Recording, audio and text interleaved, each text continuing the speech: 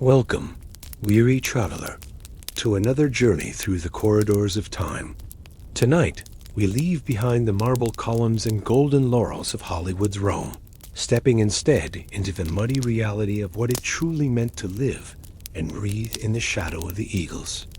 Close your eyes, if you wish, and let your mind drift backward through the centuries, past the comfort of your warm bed, past the safety of modern walls, to a world where survival was earned daily through sweat, discipline, and the constant rhythm of marching feet. You're about to discover that the Roman Empire wasn't built by heroes in gleaming armor, but by ordinary men whose lives were defined by routine, discomfort, and the relentless demands of military service. Imagine yourself not as a conquering general, but as one among thousands, carrying your life on your back through forests that whispered of danger, sleeping on ground that never seemed to warm, eating food that sustained but rarely satisfied.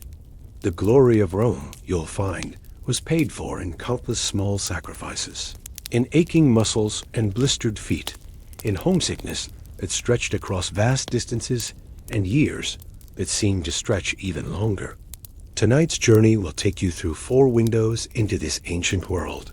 We'll begin in the daily grinding reality of a Roman legionnaire's existence, where the romance of military life dissolves into the prosaic details of survival.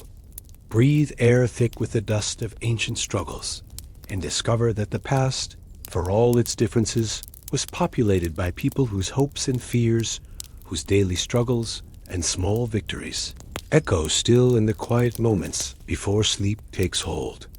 Then we'll walk with doomed soldiers into the dark heart of Germania, where 3 entire legions would vanish in a catastrophe that shook the empire to its foundations. Our path will lead us next to Pompeii, that preserved moment in time where ordinary Romans lived their last ordinary day, unaware that history was about to bury them in volcanic ash. Finally, we'll ascend to the heights of Roman society, to the marble halls where patricians lived lives of luxury built upon the backs of those we've already met. So settle deeper into your comfort and let the weight of modern worries slip away as we step into sandals that walk roads you'll never see. The Buccina's harsh bronze voice cuts through the pre-dawn darkness like a blade through silk, jolting you from whatever restless sleep you manage to find on the hard ground. Your body protests immediately, every muscle stiff from the previous day's march, every joint aching from sleeping on earth that seemed determined to leach the warmth from your bones. You are one grain of sand on an endless beach of similar grains, each wearing the same red tunic, each carrying the same burden of service that stretches ahead like a road with no visible end. 25 years of service lie before you, if you survive them, and each morning begins exactly like this one, with the Buccina Sescall and your body as rebellion against the demands that military life places upon it. Around you, 3,000 other men stir with similar reluctance, their groans and muttered curses creating a symphony of shared misery that has echoed through Roman camps for generations. And the underlying scent of leather and metal that permeates everything in a Roman military installation. It's a smell you'll carry with you for the rest of your life, assuming you survive to have one. The air is thick with it, settling on your skin and in your hair, becoming part of you in ways you never anticipated when you first took the oath of service. You are Marcus Flavius, though your name matters little here. The ground beneath your caligae, the hobnailed military sandals that will be both your salvation and your torment, is hard-packed earth, worn smooth by the passage of thousands of feet.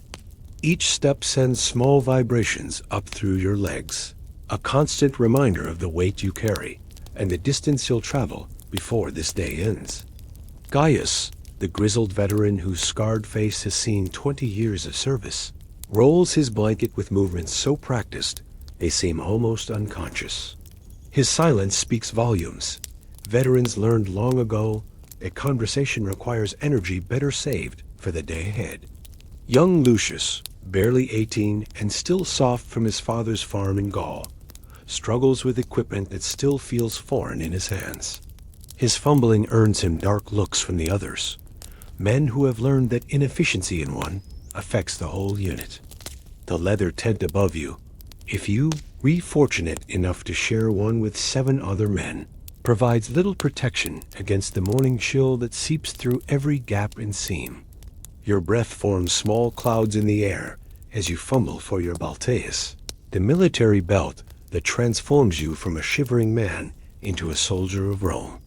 The leather is cold against your fingers, stiff with age and wear, marked with the scratches and stains that tell the story of campaigns you'd rather forget. Around you, your tent mates move through the same ritual with the mechanical precision that comes from endless repetition. A smell of the camp assaults your senses as you emerge from the tent. Unwashed bodies, horse dung, smoke from cooking fires. Your stomach gnaws at itself with familiar hunger as you make your way toward the mess area, joining the stream of red-clad figures moving with the sluggish efficiency of men who have done this countless times before. The morning meal awaits you in all its unappetizing glory. A bowl of pollentum, the thick porridge made from barley and whatever else the camp cooks could find to bulk it out. Sometimes there are bits of meat floating in it, usually pork or beef that has seen better days.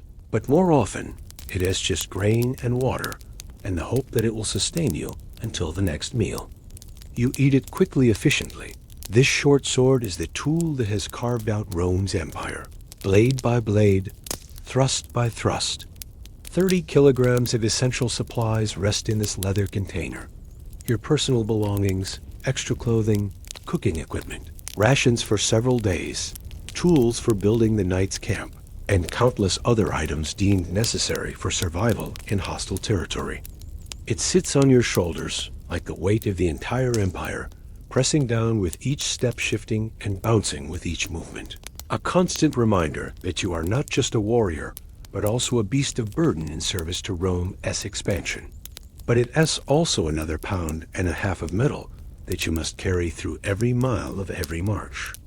Your pugio, the military dagger, adds its own small contribution to your burden, while your shield, the scutum that can mean the difference between life and death in battle, weighs another 22 pounds and must be carried in addition to everything else. Knowing that dawdling will earn you the attention of the centurions, who patrol the mess area, looking for any excuse to impose discipline on soldiers who haven't quite absorbed the rhythm of military life. It has the consistency of paste and roughly the same flavor, but it will fill your stomach and provide the energy needed for another day of marching, drilling, and the countless small tasks that keep a Roman army functioning. It's a soundscape that has remained essentially unchanged for centuries, the audio signature of Roman military power preparing to move across the landscape like a slow but inexorable force of nature. You eat it without complaint, because complaining accomplishes nothing, and because you learned long ago that any food is better than no food at all. The larica segmentata, your segmented armor, weighs nearly 30 pounds and must be strapped on with care to distribute the weight properly across your shoulders and torso. Each piece of overlapping metal is designed to provide protection while allowing the flexibility needed for combat, but wearing it for hours at a time transforms it into an instrument of slow torture, pressing against your body in ways that create soreness and chafing that never quite heal. The porridge is lukewarm at best, seasoned with salt if you're lucky, completely bland if you're not. As you eat, you can hear the sounds of the camp coming to life around you, the snorting and stamping of horses being prepared for another day's journey, the clatter of equipment being checked and secured, the harsh voices of officers calling out orders that will shape the next several hours of your existence. Your equipment waits for you back at your tent, laid out in the precise arrangement demanded by military regulations. A gladius hangs at your right side, its familiar weight both comforting and burdensome. But the real burden is your pack, the sarsana that has earned Roman soldiers the nickname Marius' mules. The sun has barely cleared the horizon when the order comes to move out, carried along the column by the harsh voices of centurions whose job it is to transform 3,000 individual miseries into one coordinated instrument of Roman will. You take your place in the formation with the automatic precision that months of drilling have burned into your muscles and bones, becoming one link in a human chain that stretches ahead and behind you further than the eye can see through the morning mist. The weight distribution is crucial. Too much forward, and you'll be fighting gravity with every step. Too far back, and the pack will pull you off balance when the terrain changes. But it's still just stone and gravel and dirt, and after the first few miles, every pebble becomes a personal enemy. Fields of grain stretch toward distant hills, their golden surfaces rippling in the morning breeze like a terrestrial ocean. Occasionally, you pass a farmstead, its occupants watching your passage with the mixture of fear and resignation that Roman armies inspire in civilian populations. It gets into your eyes and makes them water, coats your throat, and makes you cough. Works its way into every fold of your clothing, where it will remain until the next time you have an opportunity to wash, which may be days or weeks away, depending on the campaign's demands. The dust becomes part of you, another layer of evidence that you belong to the army now, that your individual comfort is secondary to the unit's mission. Children peek out from behind their mother's skirts, their eyes wide with the kind of fascination that comes from seeing something both magnificent and terrible moving through their ordinary world.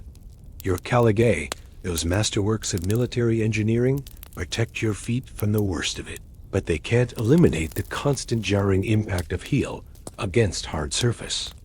Close up the ranks. Keep the interval. Watch your dressing.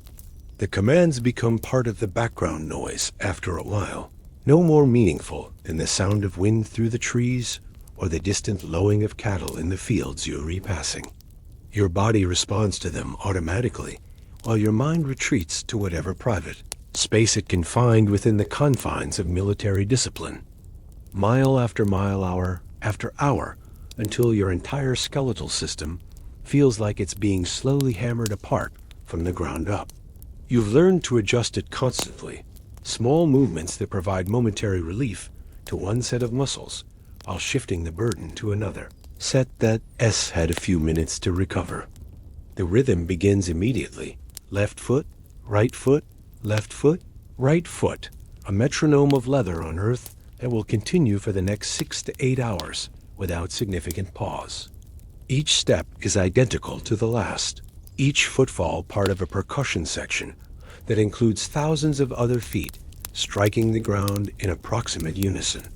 The sound becomes hypnotic after the first hour, a steady drumbeat that drowns out individual thought and reduces existence to the simple mechanics of placing one foot in front of the other without breaking stride or falling behind. Your pack settles into its familiar grooves across your shoulders, the leather straps cutting into flesh that has been toughened by months of similar treatment, but never quite becomes immune to the constant pressure. The road beneath your feet is Roman built, which means it's straighter and more durable than anything the barbarians could construct. The countryside rolls past with the inevitable slowness of a world viewed at walking pace. The centurion riding alongside your century calls out the pace periodically, his voice cutting through the ambient sound of 3,000 men moving in rough coordination. Dust rises from the column in a brown cloud that settles on everything: your skin, your equipment, your food, your water. The sun climbs higher, and what started as a pleasant morning warmth becomes an oppressive heat that makes your armor feel like a bronze oven wrapped around your torso. Sweat begins to pool in the spaces between the metal plates, creating a warm, sticky environment that will breed rashes and sores before the day is over. Your woolen tunic, already damp with perspiration, clings to your skin in ways that make every movement a small torture. The leather straps of your equipment begin to slip as the sweat makes them slick, requiring constant readjustment that breaks the rhythm of your stride and earns disapproving glances from the men around you. Water becomes an obsession as the morning progresses into afternoon. The steady rhythm of marching feet becomes muffled by the thick carpet of fallen leaves, creating an eerie silence that makes every snapped twig or bird call sound like a potential threat. Time moves differently here, measured not in miles covered, but in the mounting tension that builds with each step deeper into territory, where Roman law means nothing and Roman steel might not be enough. The leather water bottle at your side contains perhaps a day's worth of liquid, if you're careful, but careful rationing becomes increasingly difficult as your thirst grows. Each sip must be calculated against the unknown distance remaining before camp, against the possibility that the next water source might be fouled or contested, against the simple fact that running out of water in hostile territory is a death sentence delivered in the most unpleasant way imaginable. The terrain begins to change as you move deeper into whatever province or frontier region this particular campaign is designed to pacify. The well-maintained Roman roads give way to older paths, sometimes little more than game trails, that wind through forests where the trees grow close enough to block out the sky. The weight of the sword, usually just another burden to be endured, transforms into something reassuring when the possibility of combat becomes real. Around you, other soldiers make similar unconscious adjustments. Shields shifted to more accessible positions, javelins held a little more firmly, eyes scanning the forest with the kind of attention that can mean the difference between seeing home again and becoming another casualty. Statistic in some tribune, as report. Here, in the green twilight beneath the canopy, every shadow could conceal an enemy. Every rustle of leaves could signal an ambush. The column bunches up as the path narrows, and the comfortable intervals between sentries disappear, replaced by a compressed mass of nervous humanity that moves with the cautious deliberation of prey animals crossing open ground. Your hand finds the pommel of your gladius without conscious thought, fingers wrapping around the familiar grip in a gesture that has become as automatic as breathing. The forest seems to stretch endlessly ahead, each turn in the path revealing more of the same green maze that swallows sound and distorts distance. When the path finally emerges from the forest onto open ground, the relief is palpable. You can see the collective exhale of 3,000 men who have been holding their breath for miles. But the open ground brings its own challenges. Exposure to weather, to enemy observation, to the kind of tactical situations that turn individual soldiers into components of larger military machines. The centurions begin calling out formations, preparing the column for whatever might be waiting beyond the next ridge or behind the next stand of trees. There are no bathroom breaks in a Roman column, no stops for personal convenience, no accommodation for individual weakness or need. Your shoulders burn with the constant pressure of the straps. Your back aches from the unnatural posture required to balance the load. The news passes back through the ranks like a whisper of hope, and you can feel the subtle change in the column. Energy as tired men begin to think about rest, about food, about the simple pleasure of taking off their armor and packs and sitting down without having to immediately get up and continue walking. And your legs feel like they're made of lead that gets heavier with each step. Yet you continue because stopping is not an option, because falling behind means being left behind, because the alternative to keeping up is a lonely death in hostile territory, with no one to remember your name or send word to your family. You march until the centurions decide you can stop. You rest when they permit rest. You eat when they declare mealtime. And you sleep when they judge the day's objectives have been met. Your body belongs to Rome now, and Rome's needs take precedence over anything as trivial as personal comfort or individual preference.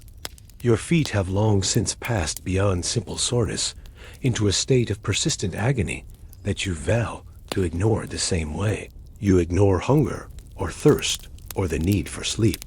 Blisters form and burst and form again inside your collegae, creating hot spots that will become infected if you're unlucky, permanent scars if you're lucky.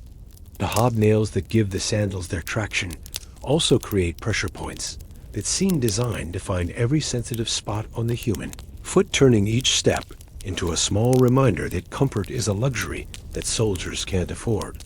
The sun reaches its zenith and begins its slow descent toward the western horizon. But the march continues with the relentless inevitability of a natural force. The weight of your equipment seems to increase with each passing hour, as if some malevolent god is gradually adding invisible stones to your pack. As afternoon fades toward evening, the scouts return with word that a suitable campsite has been found, a piece of level ground near a stream, defensible and large enough to accommodate the entire column. But rest, you quickly remember, is a luxury that must be earned through labor. The Roman army doesn't simply stop and sleep wherever night finds them. They build a fortress, complete and defensible, every single evening of every campaign. What seems like the end of the day as suffering is actually just a transition to a different kind of work. The systematic transformation of empty ground into a temporary city that could, if necessary, withstand a siege, until relief arrives or the enemy grows tired of dying against Roman engineering. And 4 feet deep if the ground permits, shallower only if rock or other obstacles make deeper excavation impossible, requiring each scoop to be scraped and knocked and coaxed free before you can dump it onto the growing pile behind the ditch line. It is a symphony of labor that has played out on countless evenings across the breadth of the empire, the audio signature of Roman discipline, imposing order on wilderness through the simple application of human muscle and determination.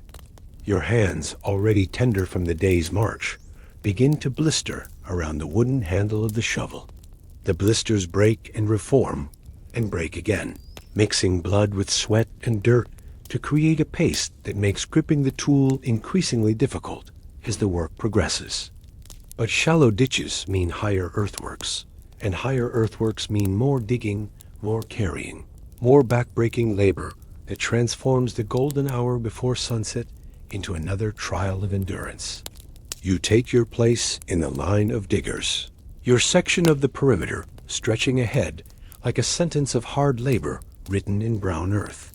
Each basketful of soil must be carried to the rampart line and dumped in precisely the right spot, then tamped down and shaped by men whose expertise in military engineering has been purchased with their own sweat and blood. The rampart grows slowly, like a brown wall emerging from the earth itself, topped with the pointed stakes, the pila muralia that every soldier carries as part of his equipment. The moment the column halts, the machinery of camp construction begins with the precision of a ritual performed thousands of times before. Officers ride out to mark the boundaries of the camp, their practiced eyes calculating distances and angles with the accuracy of professional surveyors. The camp will be rectangular because Roman minds prefer order to convenience, with straight streets laid out in a grid pattern that allows for efficient movement of men and supplies. Each sentry knows exactly where it belongs in this temporary city. Each tent has its designated spot. Each function has its proper place in the grand design. You drop your pack with a grateful sigh that's echoed by 3,000 other voices, but the relief is momentary. Your centurion's voice cuts through the evening air like a blade through silk. Tools out, lads. We've got a ditch to dig before we eat. The entrenching tools come out of the packs. Shovels, picks, baskets for carrying earth. And suddenly, you're not a warrior anymore, but a laborer trading your gladius for a shovel and preparing to move what seems like half the countryside from one place to another. The ditch, the fossa, must be dug around the entire perimeter of the camp, 6 feet wide. The soil here is clay mixed with stones, the kind of earth that clings to your shovel and refuses to break cleanly around you. The sounds of construction fill the evening air, the scrape of shovels against stone, the thud of picks breaking hard ground, the grunt and curse of men straining against the earth's resistance to their efforts. The earth that comes out of the ditch doesn't disappear. It becomes the rampart, the adger that will stand behind the ditch as the camp's primary defensive barrier. The palisade stakes go into the rampart in overlapping rows, their sharpened points angled outward to present an attacker with a hedge of wooden spears that must be cleared before any assault on the camp proper can begin. Each stake must be placed with care, driven deep enough to remain stable under pressure, angled correctly to provide maximum deterrent effect, and gold that would be beautiful if you had the energy to appreciate them. But beauty is another luxury that soldiers can't afford. Your attention must remain focused on the work at hand, on the section of ditch that still needs to be completed on the rampart, that still needs to be raised and shaped and topped with its defensive obstacles. There are still the gates to construct with their complex arrangements of overlapping barriers designed to channel attackers into killing grounds, where Roman discipline can work its deadly magic. It's a simple structure, really, just poles and canvas and rope, but it must be placed with the precision of a surveyor's benchmark because everything else in the camp is positioned relative to its location. The streets that divide the camp into orderly sections radiate out from the Principia like spokes from a wheel, creating clear lines of communication and movement that can mean the difference between victory and disaster if the camp comes under attack. The gates must be built according to precise specifications, with approaches that force enemies to expose their unshielded sides to defenders, with multiple layers of obstacles that slow any assault to the pace that Roman tactics demand. It's detail work that requires attention even when your body is screaming for rest, precision that must be maintained, even when fatigue makes your hands shake and your vision blur. But the stream is outside the camp perimeter, which means it might as well be on the moon until the defenses are complete and sentries are posted, and the camp commander declares the position secure. Until then, you make do with the water in your bottle, rationing it carefully between the competing demands of thirst and the need to clean wounds before they become infected. As you work, the sun continues its descent toward the western horizon, painting the sky in shades of red. The stream that made this location attractive bubbles quietly nearby, its sound a tantalizing reminder of the water that could wash away the day as accumulation of dust and sweat and blood from broken blisters. Your tent mates work alongside you in the easy silence of men who have shared too many evenings like this one to waste energy on conversation. Gaius swings his pick with the methodical rhythm of someone who learned long ago that trying to work faster only leads to exhaustion, while young Lucius attacks the earth with a kind of desperate energy that will burn him out before the job is half done. You find yourself somewhere between their approaches, working steadily but conserving strength for the tasks that will come after the digging is finished. Because the digging is never really finished, even after the ditch is complete, and the rampart is raised and the palisade is in place. The Principia, the headquarters building, must be erected in the exact center of the camp, its position calculated to provide maximum command and control capability, while remaining as far from the perimeter as possible. Your sentries section of the camp begins to take shape as the work progresses. 8 leather tents arranged in neat rows with precisely measured intervals between them. Each tent will house 8 men. Your contubernium, the basic unit of Roman military organization, along with their equipment and personal possessions. The tent is barely large enough for 8 men to sleep side by side, which means that comfort is achieved through careful arrangement of bodies and gear in the limited space available. But before you can even think about sleep, there are still the watches to organize the sentries to post. The implements are worn smooth by use, stained by countless meals that were consumed more for sustenance than pleasure. Sometimes there's bread baked in the coals of the fire sometimes. There's cheese or dried meat from personal supplies. What was empty ground a few hours ago has become a miniature city, complete with streets and buildings and all the infrastructure necessary to support 3,000 men for a night or a week or however long the campaign requires. The defenses are in place, the sentries are posted, the passwords are distributed, and the camp settles into the watchful routine that will carry it through the hours of darkness. Sometimes there is nothing but the regulation porridge, and whatever flavor can be coaxed from salt and herbs carried in small leather pouches. The food is consumed quickly, efficiently, with the mechanical precision of men who have learned to fuel their bodies without expecting pleasure from the process. The bowl bears dents from being dropped on rocky ground, as spoon shows. Teeth marks from men who were too hungry to wait for food to cool. The knife's edge has been resharpened so many times that the blade is noticeably thinner than it was when you first received it. The passwords to distribute and the countless other administrative tasks that transform a collection of tired soldiers into a functioning military installation. Your centurion moves through the growing camp like a man possessed, checking the placement of tents, inspecting the quality of the earthworks, ensuring that every detail meets the exacting standards that have kept Roman armies alive in hostile territory for generations. The cooking fires begin to spring up as the sun touches the horizon, small orange flames that represent the day's first genuine comfort. The fires are built in designated areas, carefully controlled to prevent the kind of conflagration that could destroy a camp from within. But their warmth and light provide a psychological boost that goes far beyond their practical utility.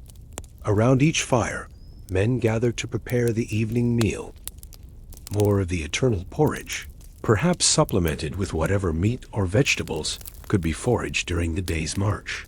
Your mess kit comes out of your pack, a simple bronze bowl, a wooden spoon, a small knife for cutting whatever might need cutting. The evening meal is a communal affair, 8 men sharing whatever they've managed to accumulate during the day's march. As darkness falls over the camp, the transformation is complete. But sleep, when it finally comes, is not the restful oblivion that your exhausted body craves. It's the light, restless sleep of men who know that danger could materialize at any moment, who have trained themselves to wake instantly at the sound of alarm. Who goes there? Followed by the whispered response containing the night's password, followed by the quiet acknowledgement that allows authorized movement to continue. Someone's feet end up near your head, someone else's elbow finds your ribs, and everyone's equipment creates lumps and hard spots that make comfortable positioning impossible. But comfort is relative. Compared to sleeping in the open with no shelter at all, the tent represents luxury, the scrape of sandals on earth as sentries make their rounds, the distant whicker of horses tethered in their lines, the occasional bark of a command from an officer making his nocturnal inspection. These sounds blend into a background symphony that, paradoxically, becomes comforting in its familiarity. When the sounds change, when something breaks the expected pattern, that's when you wake instantly, hand reaching for your gladius, before your mind has fully processed what alerted you to danger. Even if that luxury comes with the constant awareness of 7 other men, breathing, snoring, and shifting in their sleep. It's a rhythm as old as warfare itself, the ancient dance between vigilance and rest that allows armies to survive the vulnerable hours, when vision fails and ears must serve as the primary defense against surprise, who never quite allow themselves to sink into the deep unconsciousness that would leave them vulnerable to surprise attack. You lie on your blanket, a thin piece of wool that provides minimal cushioning against the hard ground, and listen to the sounds of the camp settling into its nighttime rhythm. The sentries call out their challenges at regular intervals, their voices carrying across the darkness like a verbal perimeter that supplements the physical barriers of a ditch and rampart. Your tent mates arrange themselves around you with the efficiency of long practice, each man knowing exactly how to position his body and equipment to maximize the limited space available. The ground beneath you never warms, no matter how long you lie on it. The earth seems to drink heat from your body, pulling warmth through the thin barrier of your blanket and leaving you with a chill that settles into your bones and stays there.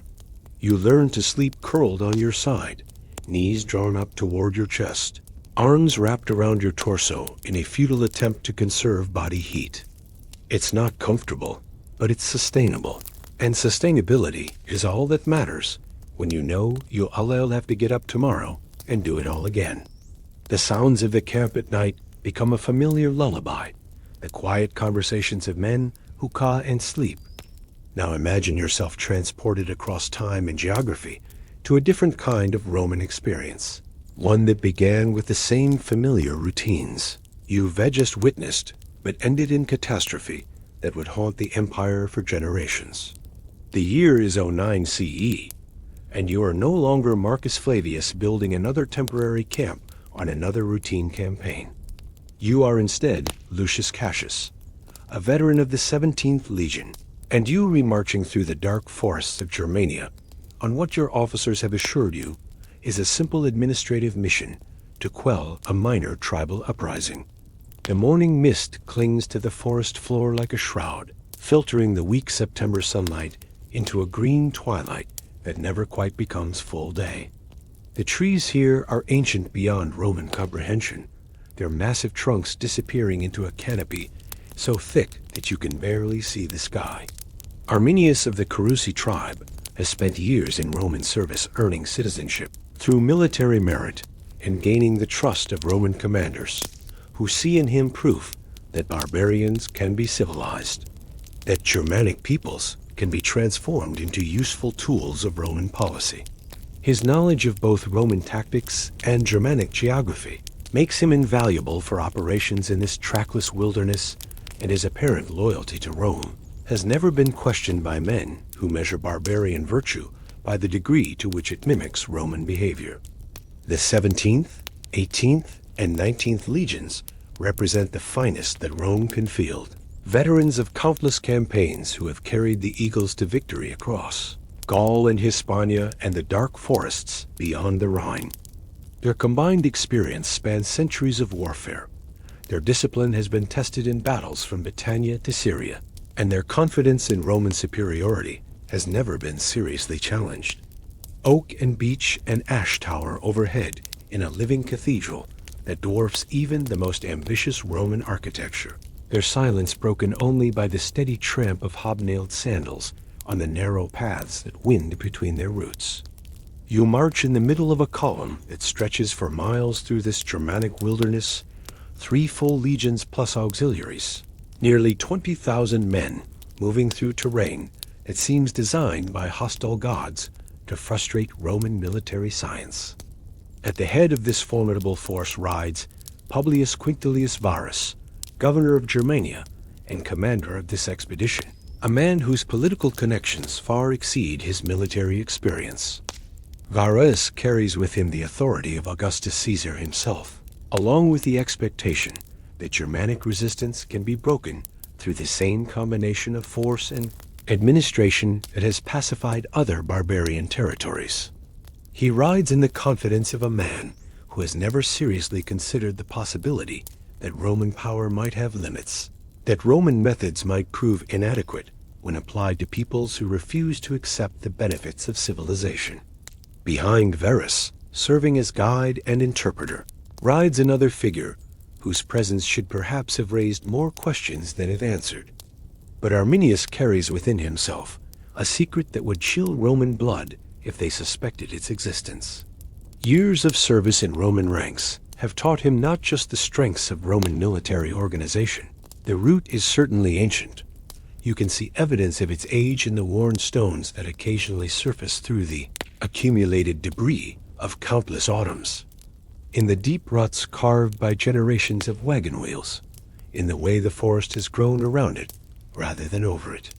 The scutum that could turn aside a cavalry charge or deflect a shower of arrows becomes an unwieldy burden when you're trying to navigate between closely spaced tree trunks. The carefully maintained intervals that characterize Roman marching order begin to break down under the pressure of terrain that refuses to accommodate military precision. Communication becomes increasingly difficult as distance and forest density combine to muffle shouted orders and make visual signals impossible beyond a few dozen yards. Your pilum, designed to punch through enemy shields and armor at medium range, is nearly useless in terrain where combat is likely to be sudden, close, and desperate. The way the path seems to twist and turn more than necessary for a route designed to facilitate travel. The occasional glimpse of movement in the trees that might be animals or might be something else entirely. But these observations are overwhelmed by the routine concerns of a soldier on campaign. Keeping your footing on the uneven ground, maintaining your position in formation, managing the weight of your equipment through another day of marching. Even your gladius, that perfect tool of Roman infantry tactics, seems inadequate when facing enemies who might attack from trees or hidden positions where reach matters more than technique. But it's also narrow, barely wide enough for the column to maintain proper formation, forcing the legions to stretch out in a thin line that extends for miles through terrain where communication between front and rear becomes increasingly difficult. But also its weaknesses, its dependencies, its vulnerabilities when operating far from its bases of supply and support. This is not the kind of ground where Roman tactics shine. There is no room for the manipular formations that have broken barbarian charges from Gaul to Dacia. No space for the careful coordination of pilum volleys and gladius work that represents the pinnacle of military science. Instead, you find yourself confined to a narrow corridor where your training and equipment provide little advantage over enemies who know every tree and stone and hidden approach.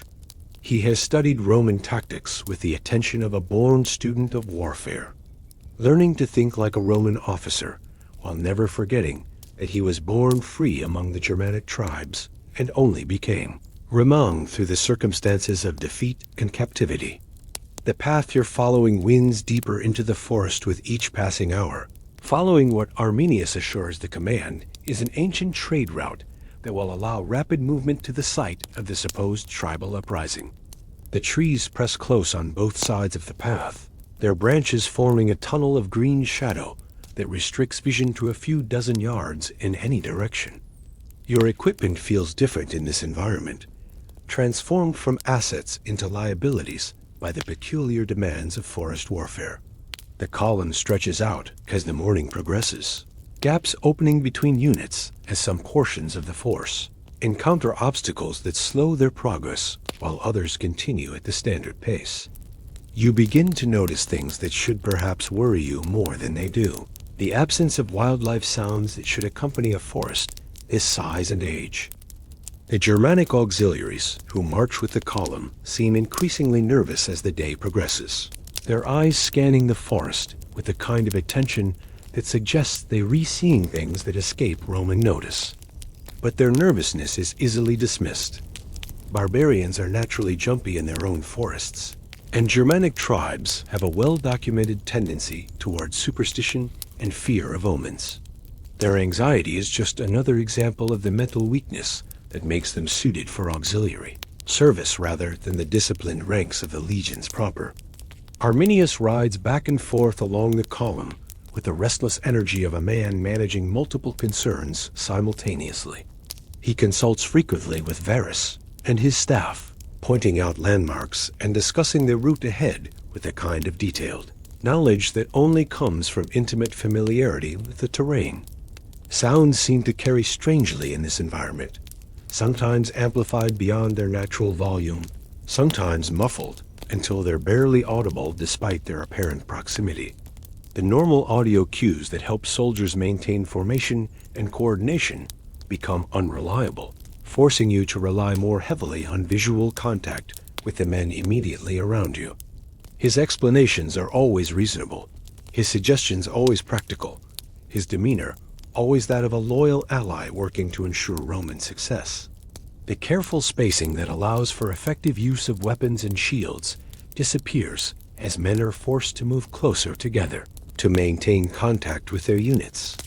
What began as a military formation starts to resemble a migration, a long line of burdened figures struggling through hostile terrain toward an uncertain destination.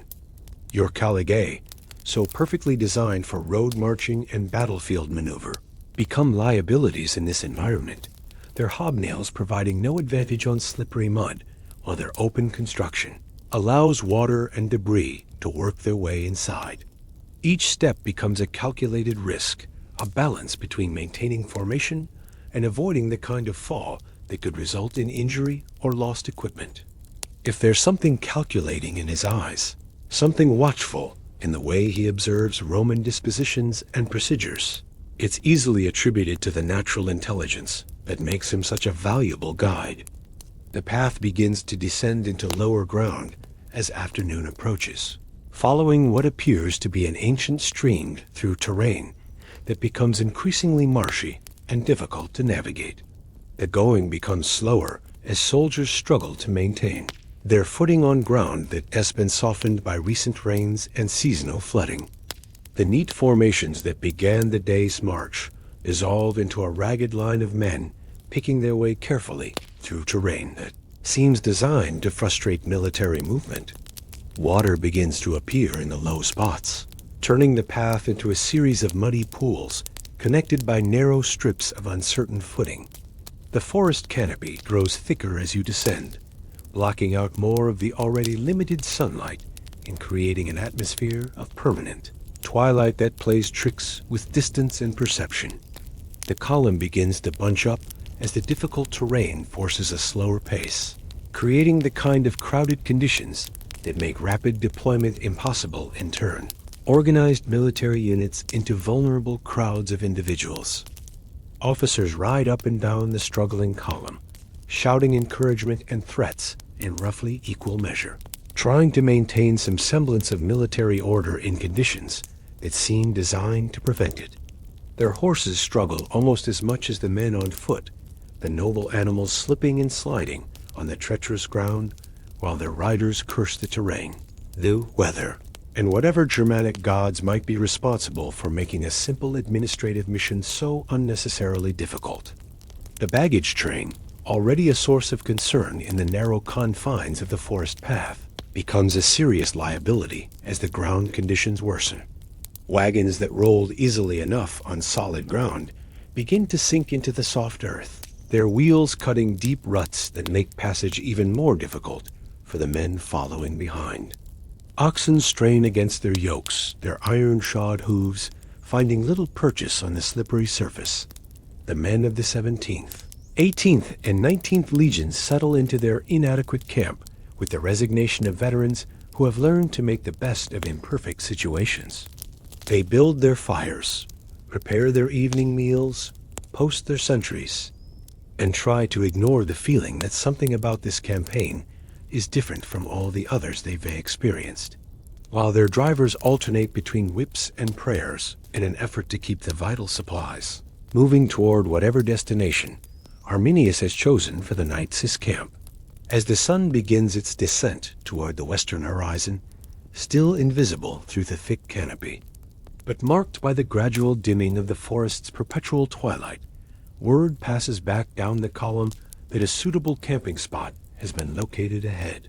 The ditch that should surround the camp perimeter can't be dug in many places because of tree roots or standing water, while the rampart that should provide a clear field of fire is blocked by forest growth that can't be cleared without tools and time that the expedition doesn't possess.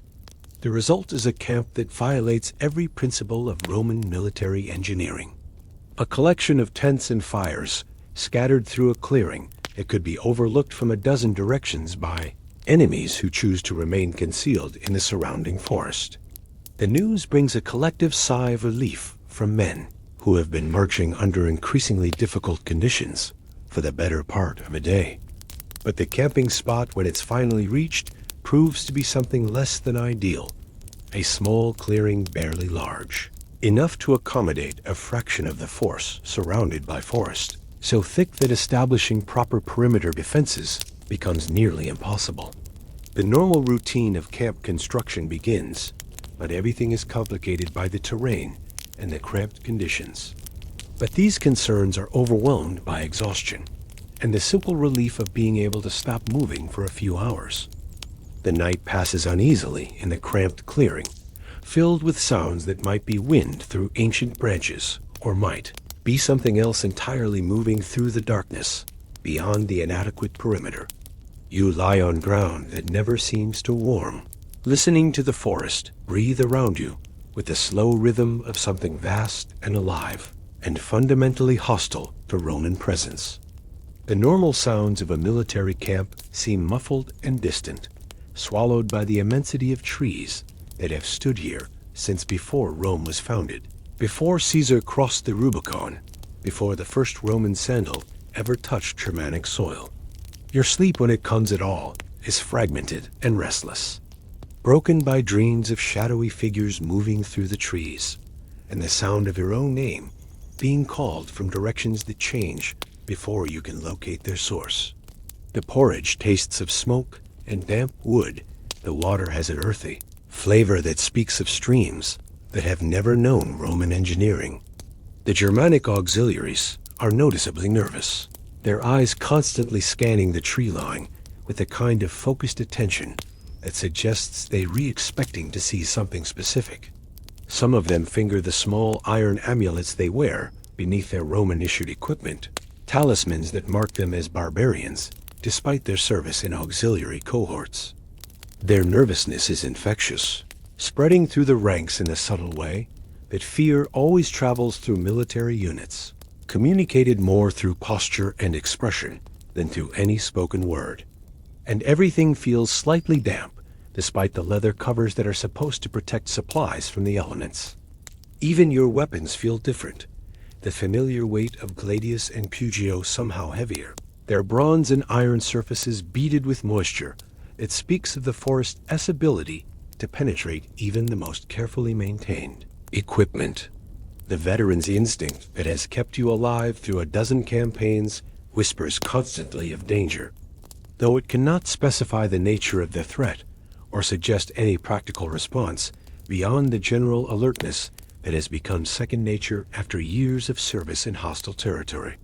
Dawn arrives not with the clear light of sunrise, but with a gradual lessening of the forest's darkness, a slow transition from black to gray that reveals a world shrouded in mist and morning fog. The trees loom out of the vapor like the pillars of some barbarian temple, their massive trunks disappearing into a canopy that remains invisible above the low-hanging clouds. Moisture drips constantly from invisible branches, creating a steady percussion that masks other sounds, and makes every shadow a potential hiding place for enemies who understand this terrain far better than any Roman ever could. The morning routine begins with the same brass notes of the buccina that have awakened Roman soldiers for generations. But even this familiar sound seems different here, muffled and distorted by the forest until it becomes something alien and unsettling. The notes that should carry clearly across an open camp are absorbed by the trees and fog, creating echoes that seem to come from multiple directions simultaneously, as if the forest itself were mocking. Roman attempts to impose order on this ancient wilderness. Breakfast is a hurried affair, consumed standing up while equipment is checked and loads redistributed for another day's march through terrain that promises to be even more challenging than what you already experienced. As the column prepares to move out, you begin to notice details that should perhaps have attracted more attention the previous evening. The officers seem increasingly dependent on Arminius for guidance, as the expedition moves deeper into terrain that defies every principle of Roman military science. Maps become useless in country where landmarks are limited to trees that look much like every other tree, where streams appear and disappear without apparent logic, where the very concept of straight-line movement becomes meaningless in the face of terrain that forces constant detours and course corrections. Arminius responds to every question with confident expertise, his knowledge of the route apparently infinite, his assurances about the expedition's progress unwavering in their certainty. Broken branches that reveal white wood beneath their bark, disturbed undergrowth that shows the passage of feet, the occasional footprint in soft ground that clearly wasn't made by Roman caligulae. The air becomes heavy with moisture, pressing down on the column like a damp blanket that makes breathing more difficult and vision less reliable. Everything takes on a gray, indistinct quality that makes distances harder to judge and turns familiar objects into vague shapes that could be anything or nothing. The psychological effect is subtle but unmistakable, a sense of oppression and unease that settles over the column like the weight of the threatening sky. These signs might indicate the presence of local hunters or traders, or they might suggest something more sinister, but they accumulate in number and frequency as the day progresses, creating a pattern that becomes increasingly difficult to ignore or dismiss. But if you watch him carefully, and veterans, learn to watch everyone carefully. You might notice things that disturb the picture of loyal cooperation he presents to his Roman commanders.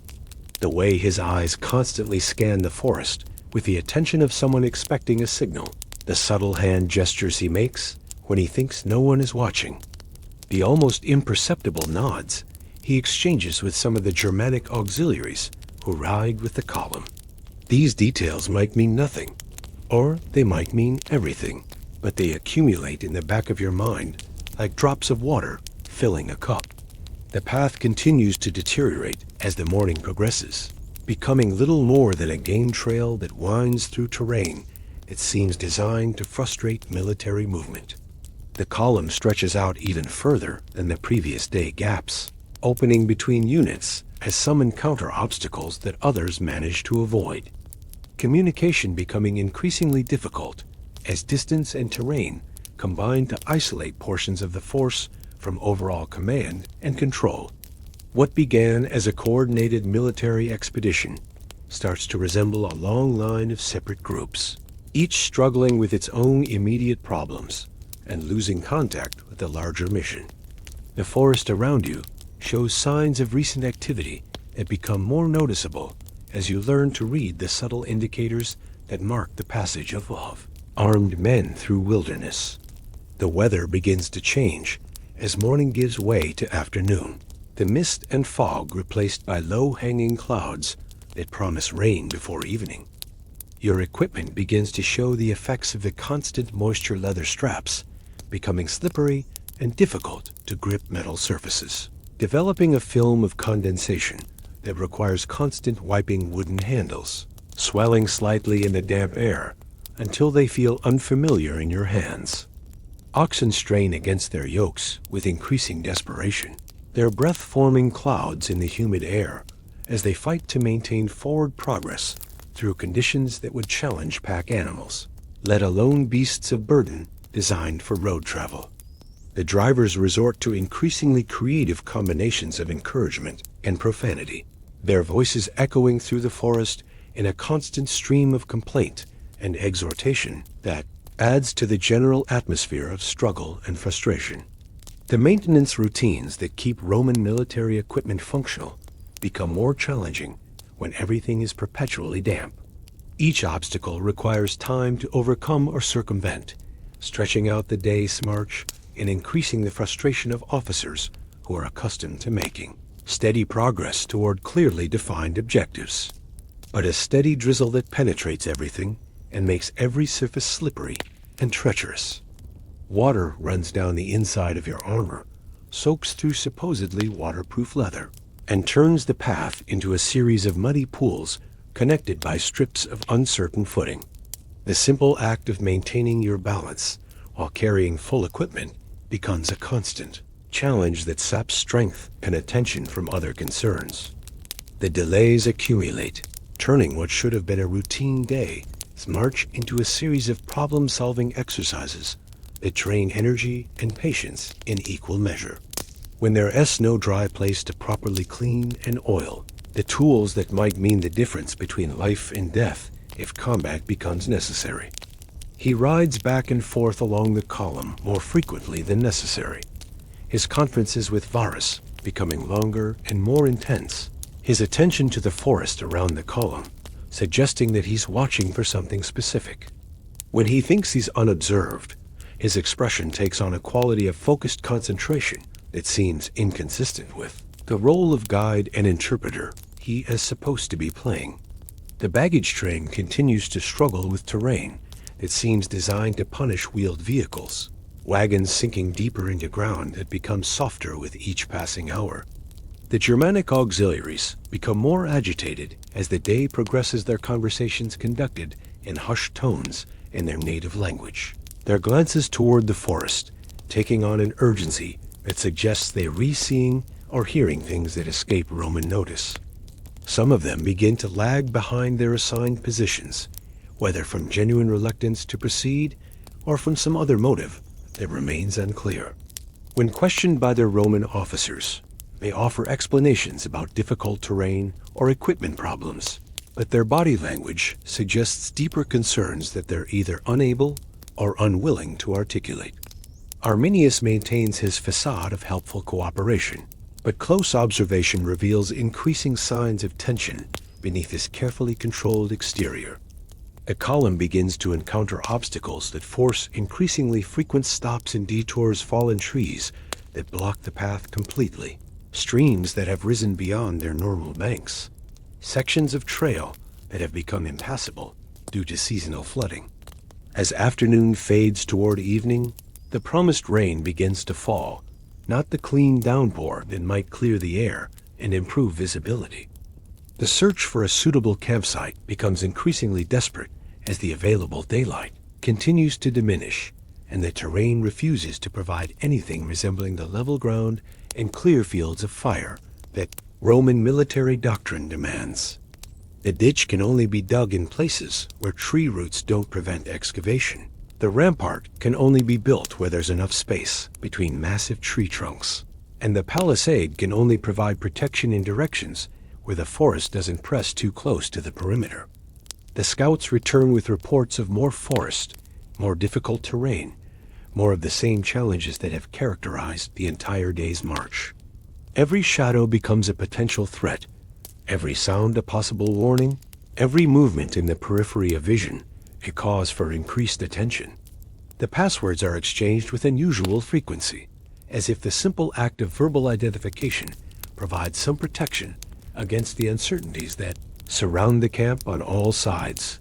The normal sense of security that comes from proper fortification is replaced by a constant awareness that the position could be overlooked from dozens of directions, and dangerous to maintain that the normal rhythm of rest and recovery has been disrupted by circumstances beyond anyone's control. The ground beneath you seems colder and harder than usual. The air carries sounds that have no obvious source, and the darkness beyond the camp, as feeble fires, suggests depths of hostility that no amount of Roman discipline can entirely dispel. But everyone feels a sense that something fundamental has changed about this campaign, that the normal rules and expectations no longer apply.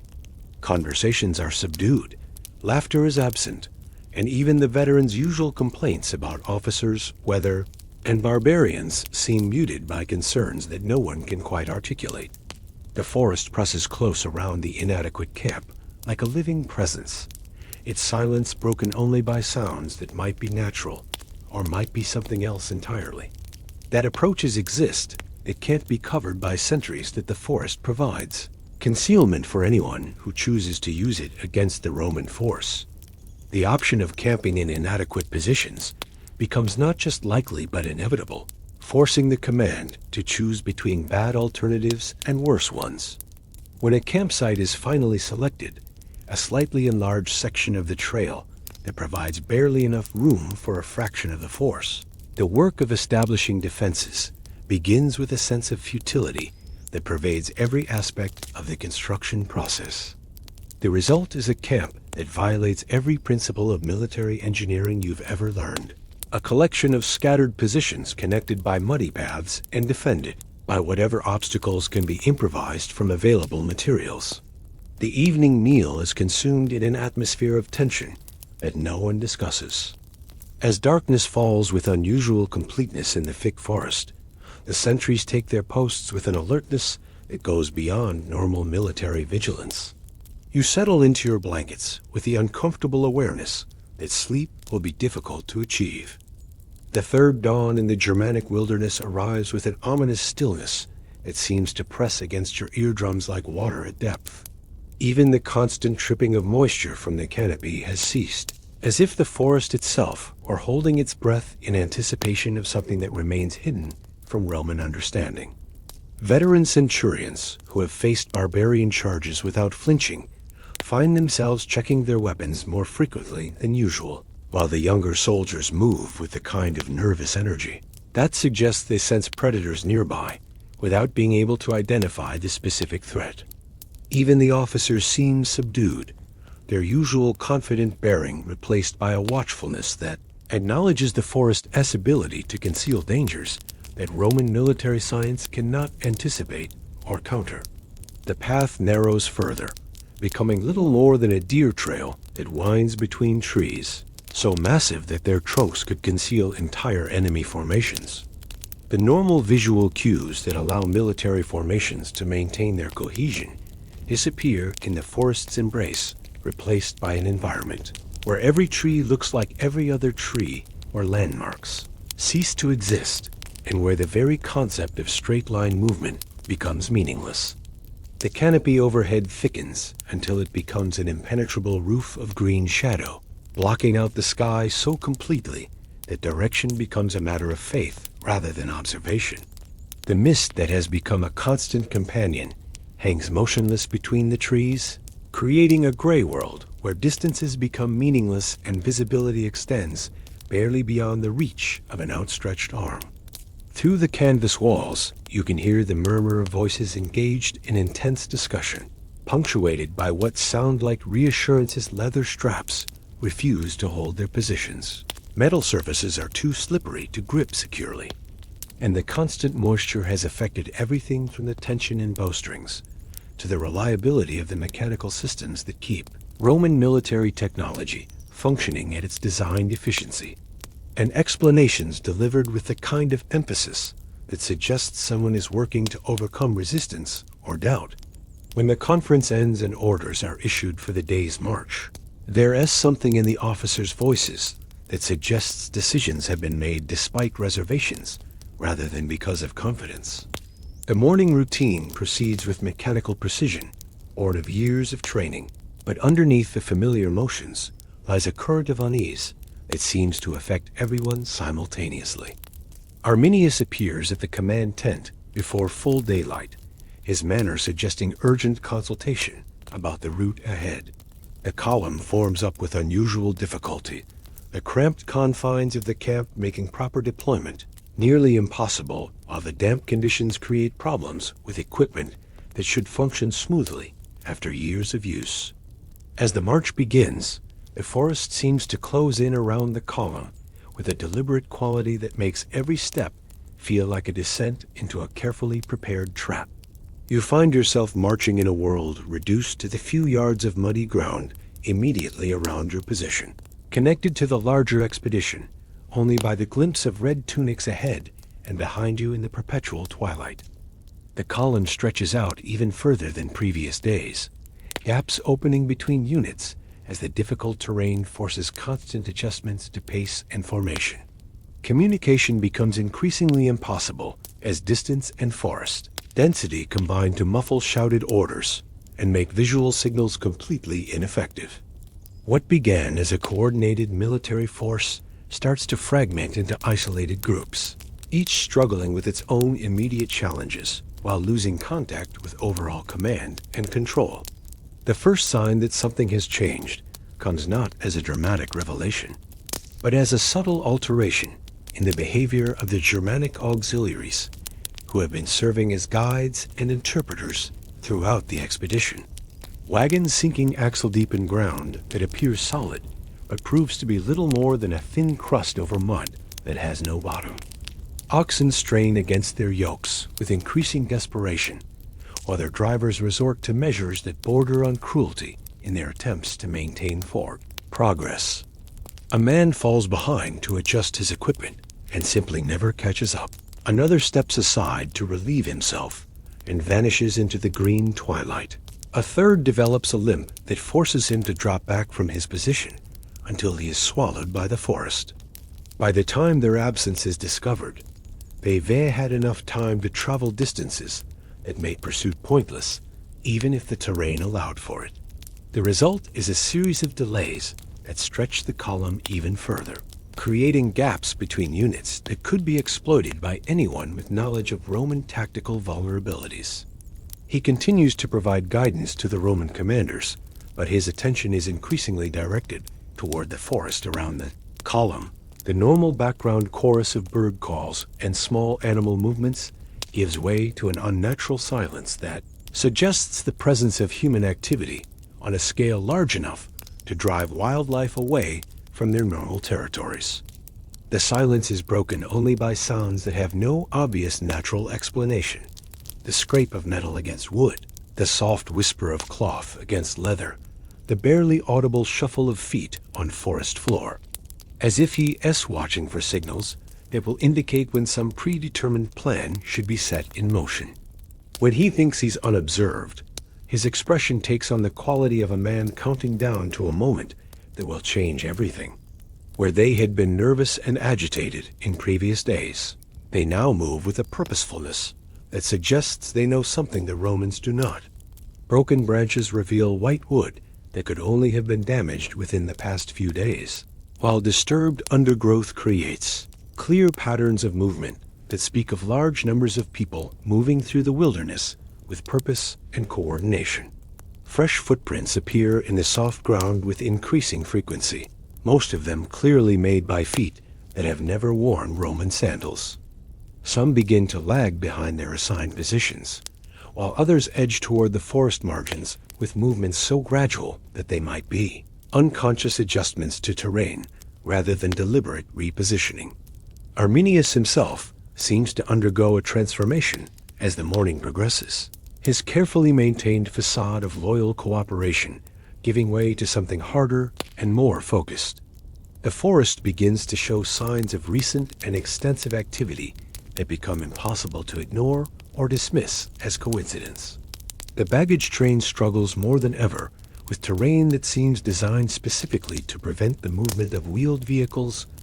As mid-morning approaches, the sounds of the forest begin to change in ways that trained ears recognize as significant. The first Germanic auxiliaries begin to disappear from the column with such subtlety that their absence isn't immediately noticed. Arminius makes his final consultation with Varus and the senior commanders, a conference that takes place in hushed tones and concludes with what appears to be reluctant agreement to some proposal that the Germanic chieftain has put forward. When the meeting ends, Arminius rides back along the column with the air of a man making final preparations for some long-anticipated event. The first volley catches the column completely unprepared, men falling with feathered shafts protruding from gaps in their armor before anyone has time to understand what is happening. And with it comes the sound that will haunt Roman nightmares for generations. The war cries of Germanic tribes rising from the forest like the voices of angry gods. They emerge from behind trees that appeared too small to hide a man, from underbrush that looked too thin to conceal a child, from positions that violate every assumption about the limitations of natural camouflage. There's no room for the manipular formations that have conquered the world, no space for the coordinated movement of shields and weapons that represents the pinnacle of military science. Instead, individual soldiers and small groups find themselves fighting for their lives in conditions where training and equipment provide little advantage over enemies who know every tree and stone and hidden approach. Their sudden appearance transforms the peaceful morning forest into a nightmare landscape where death strikes from every shadow and safety exists nowhere within the confines of the ancient trees.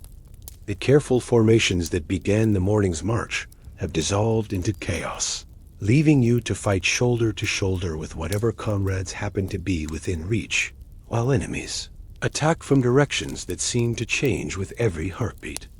Your gladius, so perfectly designed for close quarters combat in open terrain, feels inadequate in an environment where the enemy might be above you in the trees or behind you in the undergrowth before you can turn to face the threat.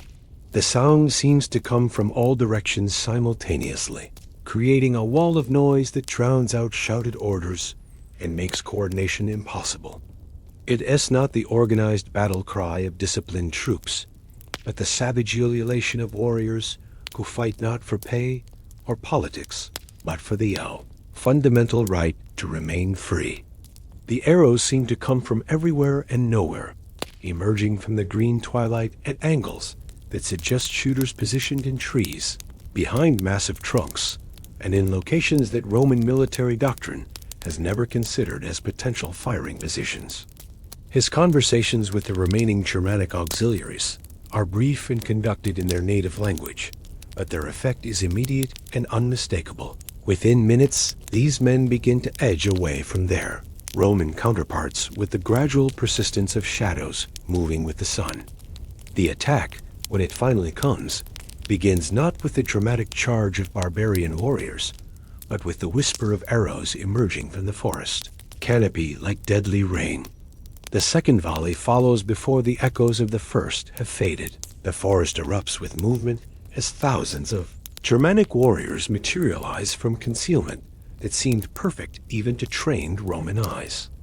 The Roman column, stretched out over miles of difficult terrain and unable to deploy into proper fighting formations, finds itself facing the kind of tactical situation that Roman military doctrine considers impossible to survive. You find yourself trapped in a nightmare of confusion and terror, surrounded by the screams of wounded men and the clash of weapons striking shields and armor. The Germanic warriors fight with a savage efficiency that speaks of careful planning and intimate knowledge of Roman weaknesses. They avoid direct confrontation with intact units, instead striking at isolated groups and individuals with coordinated attacks that overwhelm local defenses before melting back into the forest to strike again elsewhere. Their tactics are the opposite of Roman military science, fluid where Romans prefer rigid, individual where Romans rely on collective action, chaotic where Romans depend on order and discipline. The forest itself becomes an enemy, its trees providing concealment for attackers while blocking the movements of defenders. Its undergrowth hiding obstacles that trip and entangle men trying to maneuver in formation. Its shadows creating visual confusion that makes it impossible to distinguish friend from foe at anything beyond arm's length, but rather a massacre orchestrated with precision and executed with the kind of savage efficiency that comes from fighting for survival rather than conquest, and that the eagles that have led Roman armies to victory across the known world will disappear into Germanic hands like trophies taken from a defeated enemy. The knowledge transforms the struggle from a tactical problem to be solved into a desperate fight for individual survival in circumstances where survival itself has become an act of defiance against fate and the hostile gods of the Germanic wilderness. The Germanic tribes are not trying to defeat the Roman legions in open combat. They are systematically destroying them through a campaign of coordinated ambush and attrition that neutralizes every advantage that Roman training and equipment normally provide. Every natural feature that seemed merely inconvenient during the march reveals itself as a component of a vast trap designed to neutralize every advantage that Roman training and equipment normally provide. Their horses, so useful for observation and rapid movement in open terrain, become liabilities in a forest where low branches can sweep a rider from his saddle and where the animal S-size makes it a target that can be seen from distances that allow coordinated attacks. Many abandon their mounts voluntarily, choosing to fight on foot rather than remain mounted targets in an environment that favors invisibility over visibility. The baggage train, so vital to the expedition's survival and so vulnerable to this kind of attack, becomes a scene of particular carnage as Germanic warriors swarm over the wagons like ants over spilled honey. The oxen, maddened by wounds and the smell of blood, add their own chaos to the scene, breaking free of their harnesses and trampling friend and foe alike in their panic to escape the nightmare that the peaceful forest has become. Supplies that represent months of careful planning scatter across the forest floor, transforming the material foundation of Roman military power into debris that will nourish the trees for seasons to come. The officers, trained to command through voice and example, find themselves reduced to the same desperate individual struggle for survival that affects every man in the column. As the morning progresses into a blood-soaked afternoon, it becomes clear that this is not a battle in any sense that Roman military science would recognize. The realization spreads through the surviving remnants of the column like a contagion, carrying with it the understanding that the expedition is doomed, that the forest will become the graveyard of 3 entire legions. Now let your mind travel southward across the empire, away from the dark forests where Roman eagles fell to Germanic fury, to a place where the sun still shone on prosperous streets and life continued with the comfortable predictability that comes from centuries of Roman peace. Vesuvius rises in the distance, like a benevolent giant, its slopes green with the vineyards that produce some of the finest wine in the Roman world. And your day begins, as it has for the past 20 years, with the pre-dawn ritual of preparing bread for a city that expects fresh loaves to be available when the sun rises. Your bakery occupies the ground floor of a modest building that represents everything you've achieved through decades of honest labor. Stone ovens that hold heat like the blessing of all. Vesta herself, grinding wheels that turn grain into flour with mechanical precision, and storage areas filled with the raw materials that transform simple ingredients into the staff of life. Marcus, the young Greek who manages the grinding operation, checks the donkey that turns the massive stone wheels, ensuring that the animal is healthy and ready for another day of the circular walking that powers the mill.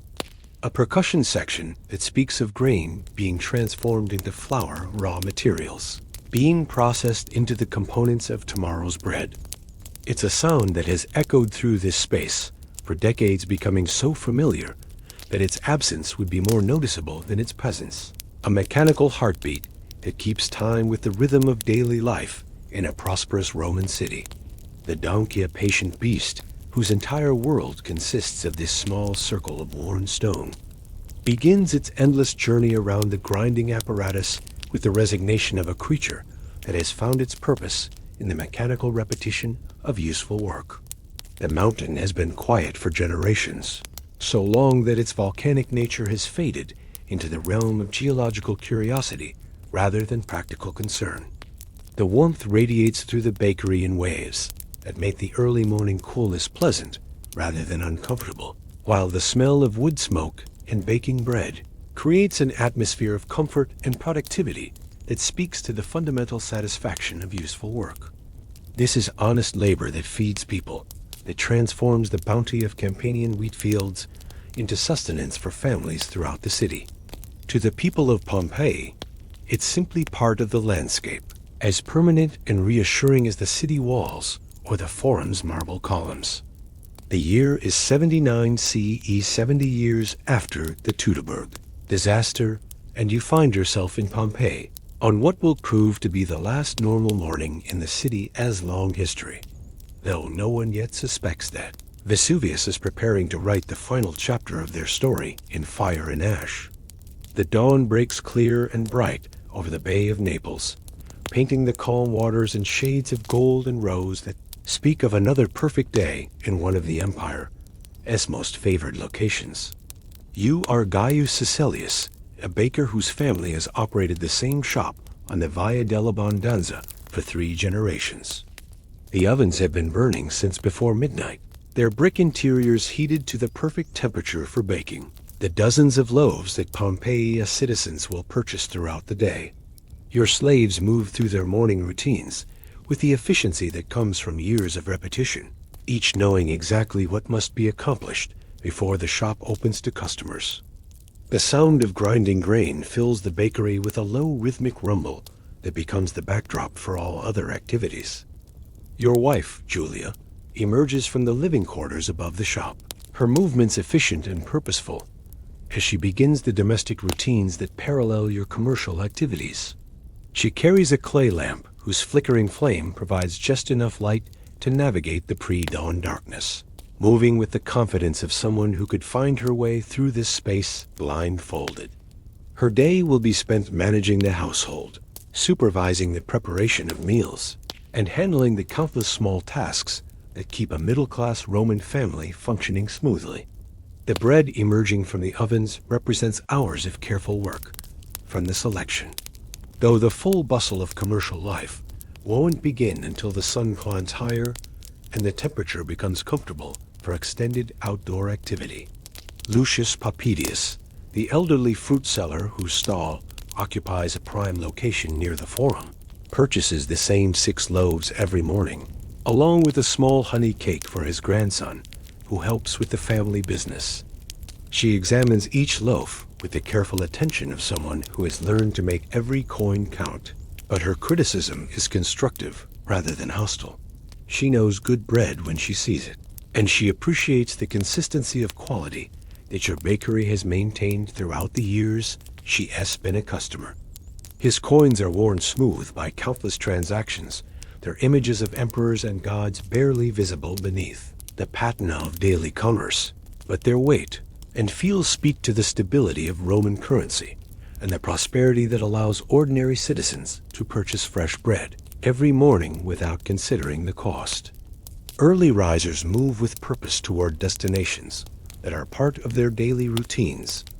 The public baths for those who prefer morning ablutions, the forum for merchants setting up their stalls, the workshops where craftsmen begin the detailed work that produces everything from jewelry to furniture to the countless manufactured goods that make urban life comfortable and civilized.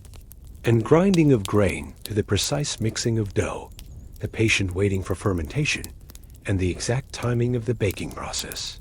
Each loaf bears the distinctive marks of your bakery, patterns pressed into the crust that identify your work and guarantee its quality to customers who have learned to trust your skill over the years. The loaves are round and flat, scored into segments that make them easy to break into individual portions. Practical food designed for practical people who value substance over ornament. As the first customers begin to appear in the street outside, you can hear the city coming to life around you with the familiar sounds of another day, beginning in one of the Empire's most prosperous towns. Cart wheels rattle over stone paving as merchants transport goods to the forum. Voices call out greetings between neighbors who have known each other for years, and the general murmur of urban activity creates a backdrop of civilized comfort that speaks to the benefits of Roman peace and prosperity. The streets of Pompeii are already showing signs of the activity that will define the day. Your first customers arrive as the sun clears the horizon, regular patrons whose preferences you know so well that conversation is unnecessary. The widow Claudia appears next, a woman whose modest pension allows her to maintain a small household with the dignity appropriate to her deceased husband's status as a retired centurion. Young Quintus arrives breathless from his morning run, a teenager whose athletic activities require the kind of substantial nutrition that only fresh bread can provide. His father owns one of the largest houses in the city, complete with its own private bath and garden. These are ordinary people leading ordinary lives, their concerns focused on the immediate and practical matters that occupy most human attention most of the time. They worry about the weather's effect on their gardens, about their children's progress in school, about the minor disputes with neighbors that are the inevitable result of urban living, about the countless small details that make up the fabric of daily existence in a civilized society. Word spreads about marriages and births, about business opportunities and political developments, about the minor scandals and major celebrations that provide the entertainment and social cohesion that urban communities require. Your bakery becomes an informal gathering place where information is exchanged along with coins and bread, where the city's social fabric is woven one conversation at a time. But Quintus prefers your bread to anything his family's cooks can produce. The usual bird song seems muted, as if the city's population of sparrows and pigeons has decided to remain quiet for reasons of their own. The air carries an unusual stillness despite the normal bustle of street activity, a quality of expectation that makes every sound seem slightly sharper and more distinct than usual. Even the customers seem affected by something they can't quite identify, their conversations subdued by an inexplicable sense that this day might be different from all the others that have preceded it, creating a complex symphony of human activity that speaks to the remarkable achievement of urban civilization. Through your door pass representatives of every social class and occupation that makes Pompeii function, slaves running errands for wealthy masters, freedmen operating their own small businesses, citizens whose ancestors have lived in this region since before Rome was founded, recent immigrants drawn by the opportunities that Roman peace creates for industrious people willing to work within the system. Cart traffic increases as the morning progresses, bringing fresh produce from the countryside, manufactured goods from workshops throughout Campania, and the exotic luxuries that Roman wealth can command from the farthest reaches of the empire. The streets fill with the sounds of commerce and conversation, creating an atmosphere of prosperity and security that represents everything the Roman system promises to those who accept its benefits and obligations. He purchases a still warm loaf and tears into it immediately, eating with the unconscious appetite of youth and health, leaving crumbs scattered on your threshold like offerings to the gods of abundance. The morning light grows stronger as more customers arrive, creating a steady stream of commerce that represents the foundation of Pompeii's prosperity. The city around you pulses with the energy of 20,000 people pursuing their individual objectives within the framework of Roman law and custom. Your bakery serves as a window into this larger community, a place where the threads of daily life intersect in the simple act of purchasing bread. The conversation flows as easily as the commerce, customers sharing news and gossip. It keeps the community connected across the boundaries of social class and economic status. As the morning progresses toward its midpoint, you begin to notice subtle changes in the atmosphere that are difficult to define but impossible to ignore. The mountain in the distance remains as peaceful and beautiful as ever, its slopes catching the morning sunlight in ways that highlight the prosperity of the vineyards and farms that cover its flanks. If there are any signs of the catastrophe that is building beneath its serene exterior, they remain invisible to human observation, hidden within the deep geological processes that operate on timescales beyond ordinary comprehension. To the people of Pompeii, Vesuvius is simply part of the natural landscape, as permanent and reliable as the sunrise, as unlikely to change dramatically as the stars themselves. But the mountain holds within its depths forces that care nothing for human plans or expectations.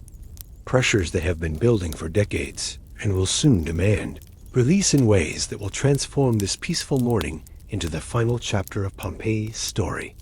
The city continues its comfortable routines, unaware that its citizens are living through the last normal hours they will ever experience. That the bread being purchased this morning will be the last bread many of them will ever taste. That the conversations taking place in your bakery are part of a community that will soon exist only in the preserved silence of volcanic ash. As the morning settles into its familiar rhythm, you find yourself with a brief respite between the early customers and the midday rush, allowing your attention to drift beyond the confines of your bakery to the larger tapestry of life unfolding throughout Pompeii as interconnected neighborhoods. Its surface worn smooth by generations of cartwheels and sandaled feet, marked by the deep ruts that speak to the constant traffic of commerce and communication that keeps a Roman city functioning. The street is barely wide enough for two carts to pass, creating a bottleneck that forces interaction between neighbors who might otherwise remain strangers. Fresh graffiti appears overnight on walls throughout the city, some of it political propaganda supporting candidates for local office, some of it commercial, advertising for gladiatorial games or theatrical performances, and some of it personal. Messages that speak to the human need for expression and communication, even in the most mundane circumstances, turning every journey into a social occasion where news and gossip flow as freely as the movement of people and goods. The litter itself is a masterwork of Roman craftsmanship, its ivory panels, carved with scenes from mythology, its bronze fittings polished to mirror brightness, its purple, cushions dyed with the precious murex that costs more than most citizens earn in a year. But even this display of wealth and status must navigate the same narrow streets as everyone else, creating moments of forced democracy where the powerful must wait for common car traffic to clear their path. The city spreads around you like a living map of Roman urban planning, its grid of straight streets lined with buildings that represent every aspect of civilized life, unfolding bolts of fabric with movements that speak to decades of experience in judging quality and value. His merchandise represents the far reaches of the empire, silk from the mysterious lands, beyond Persia linen from the Nile Delta, where Egyptian weavers have perfected their craft over millennia. wool from the hills of Gaul, where sheep grow thick coats against the northern cold. Each piece tells a story of trade routes and merchant caravans, of ships crossing dangerous waters and pack animals struggling through mountain passes, all to bring luxury and comfort to the citizens of a prosperous provincial town. From the grand houses of the wealthy to the cramped workshops of craftsmen, from the public buildings that serve the entire community to the private spaces where families conduct the intimate business of daily existence. The Via della Banza stretches away from your door like a stone river, carrying the flow of Urine life toward the Forum. Across the street, Lucius Vitusius opens his cloth shop with the same methodical precision that marks the beginning of every day in his establishment. The morning light reveals details of daily life that become invisible when the streets grow crowded with the full press of urban activity, subtle indicators of the complex social and economic relationships that bind the community together. Marcus Holconius Rufus, the wealthy benefactor whose family has dominated local politics for generations, passes your bakery in his litter, carried by 4 matching Syrian slaves whose synchronized movements speak to expensive training and careful maintenance. The public fountain at the intersection nearest your bakery provides a gathering place where the social fabric of the neighborhood is woven one conversation at a time, slaves and housewives, meeting to fill their water jars while exchanging the kind of information that keeps communities functioning.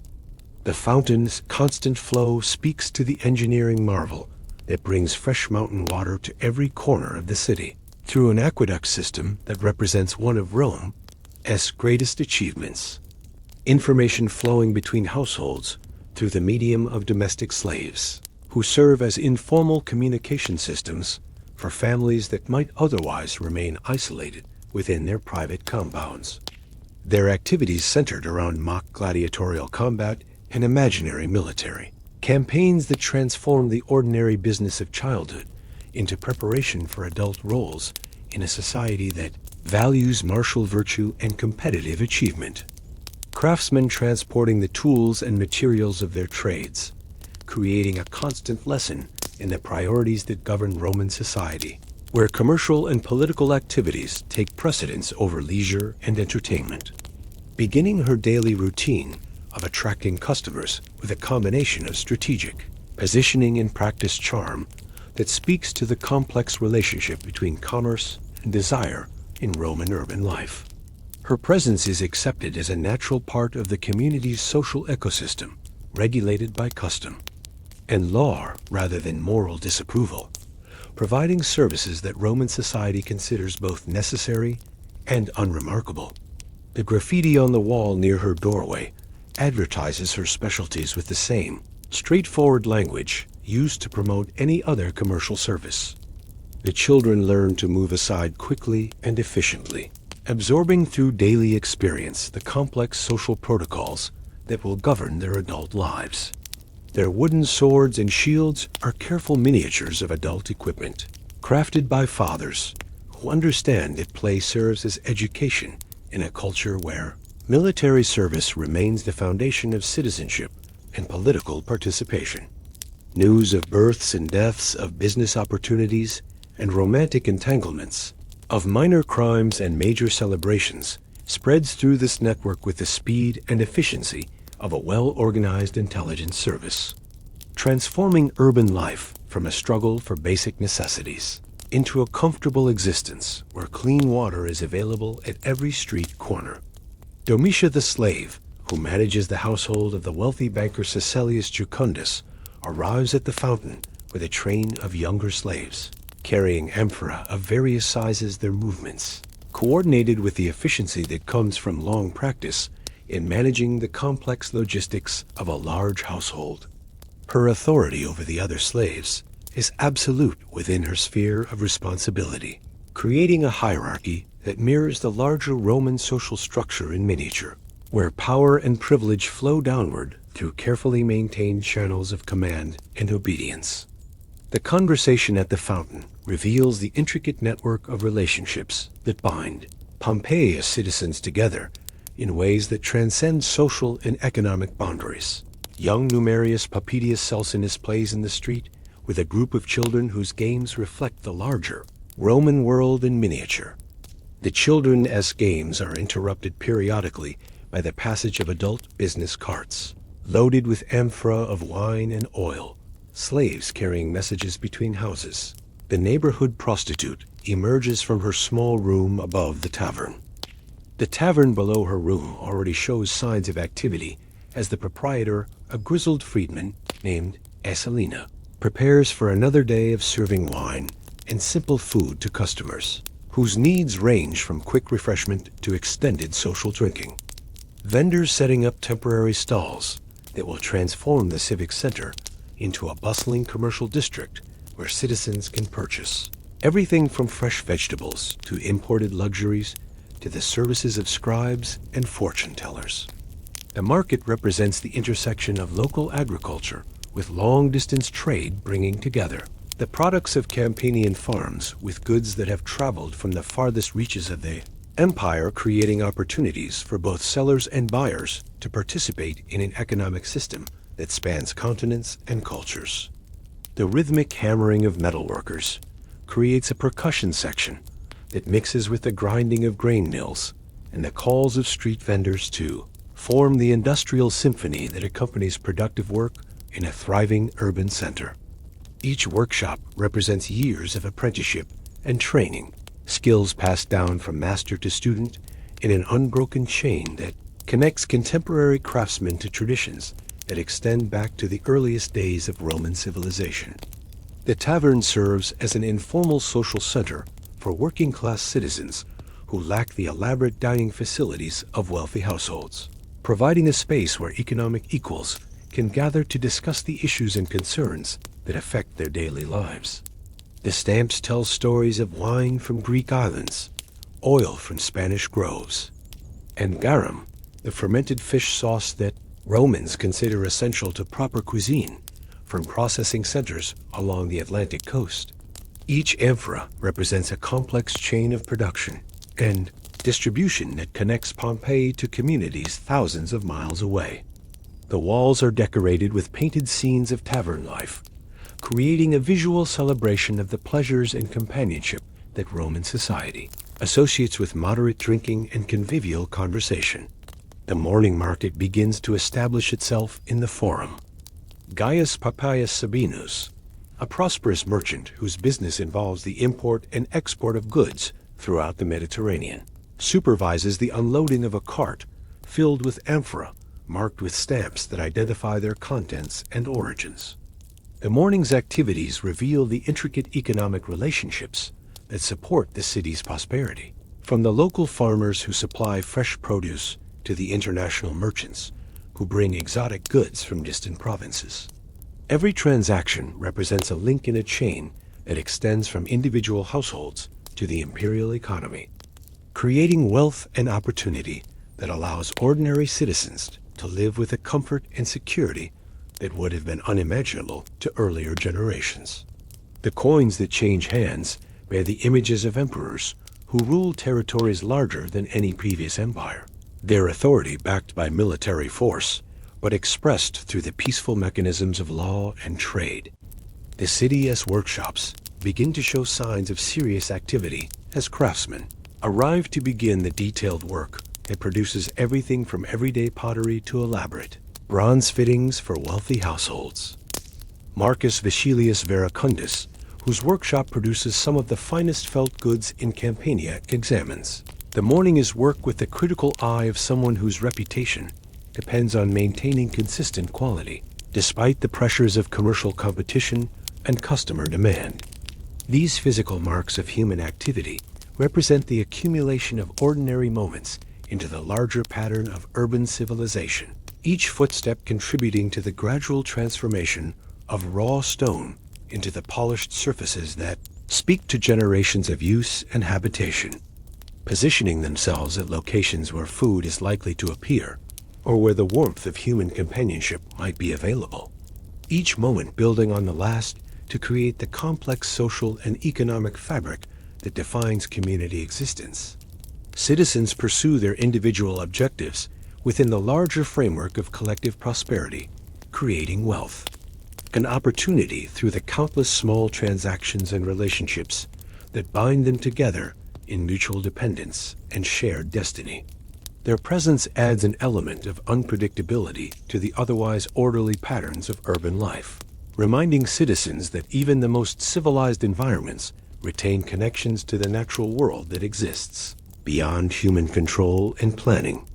His products range from simple caps for working men to elaborate ceremonial garments for religious officials, each piece representing hours of skilled labor that transforms raw materials into finished goods worthy of Roman standards of craftsmanship and durability.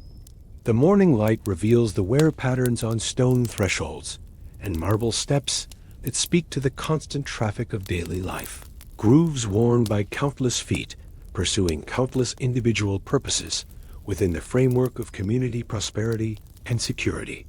The dogs that roam the streets in search of scraps and attention have learned to read the rhythms of human activity with the precision of professional observers.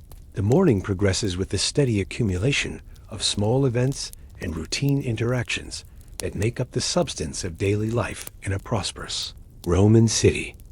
As the sun reaches its zenith and the morning's coolness gives way to the pleasant warmth that makes October in Campania one of the most agreeable experiences, the Roman world can offer you notice the first subtle signs that this day may not follow the comfortable pattern of all the days that have preceded it. The change begins not with any dramatic event, but with a barely perceptible alteration in the quality of the sunlight itself, leaving the atmosphere heavy and motionless in a way that makes even the simplest physical activities seem more effortful than usual. The heat builds without the relief of moving air, creating conditions that send people seeking shade.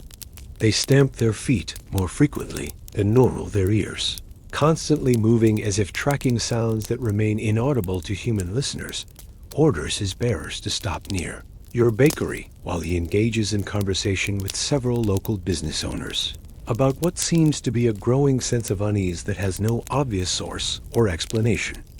The discussion reveals that similar observations are being made throughout the city, animals behaving strangely, atmospheric conditions that feel somehow wrong despite the apparent perfection of the weather, and a general sense that something significant is about to happen without any clear indication of what that something might be.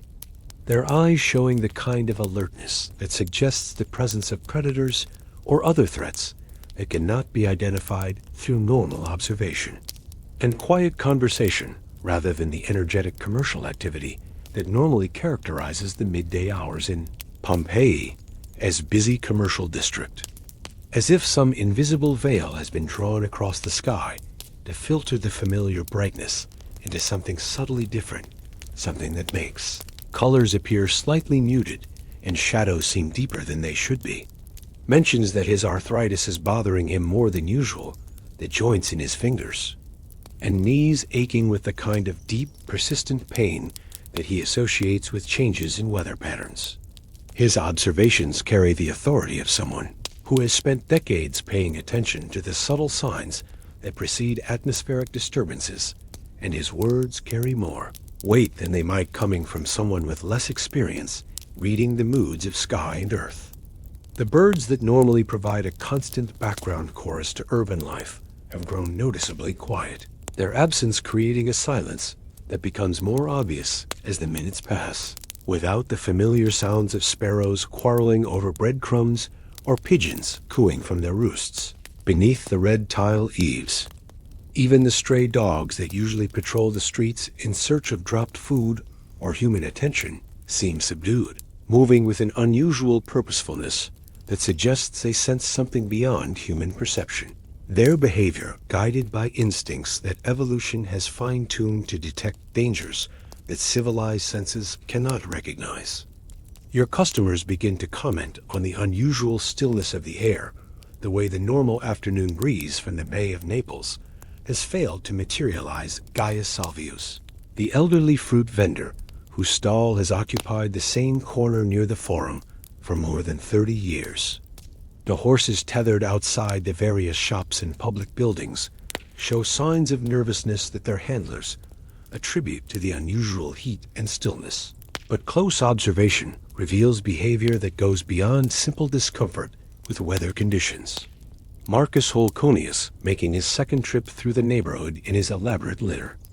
The conversation is interrupted by what feels like the slightest tremor in the ground beneath your feet, so subtle that it might be attributed to a heavily loaded cart passing on a nearby street, if not for the fact that several people notice it simultaneously and look at each other with expressions of mild concern, accompanied by occasional vibrations that can be felt through the soles of the feet, even when no obvious source of disturbance is visible. An urgency as they pass from person to person, household to household, neighborhood to neighborhood. Some dismiss the reports as the superstitious fears of agricultural workers who lack the education to distinguish between natural phenomena and supernatural threats. Brings word that several of his father's farm supervisors have reported livestock behaving strangely throughout the morning, cattle refusing to graze in their normal pastures, sheep huddling together in unusual formations, a sharp jolt that sends pottery rattling on shelves and causes citizens to grab for support as the ground shifts beneath their feet with a violence that cannot be attributed to imagination or superstition. The tremor lasts perhaps 10 seconds, but feels much longer, during which the normal confidence that solid ground provides reliable support gives way to the unsettling realization that the earth itself is subject to forces beyond human control or prediction, and chickens becoming so agitated that they refuse to lay eggs despite being provided with their normal feed and care. The economic implications of such behavior are serious enough to command attention even from those who might otherwise dismiss animal behavior as irrelevant to human concerns, while others point to the undeniable fact that the day has been marked by a collection of unusual observations that seem to form a pattern when considered together rather than individually. His workers, many of them descended from families that have cultivated the volcanic slopes for generations, express concerns based on folklore and tradition that speaks of times when the mountain was less peaceful than it has been within living memory. The sensation lasts only a few seconds and is followed by complete stillness, but its occurrence adds a new dimension to the day's growing collection of unusual observations, transforming vague unease into specific worry about the stability of the earth itself. The bath attendants, accustomed to addressing every conceivable complaint about their facilities, find themselves unable to identify any objective changes in their operations. Yet the complaints continue to accumulate throughout the afternoon. Lucius Caesius Bassus, the wealthy wine merchant whose villa occupies a commanding position on the slopes of Vesuvius itself, arrives in the city with news that his vineyard workers have been reporting strange sounds from deep within the mountain, low rumbling noises that seem to come from far beneath the surface. The rumors spread through the city with the speed that characterizes all potentially alarming news, growing in detail.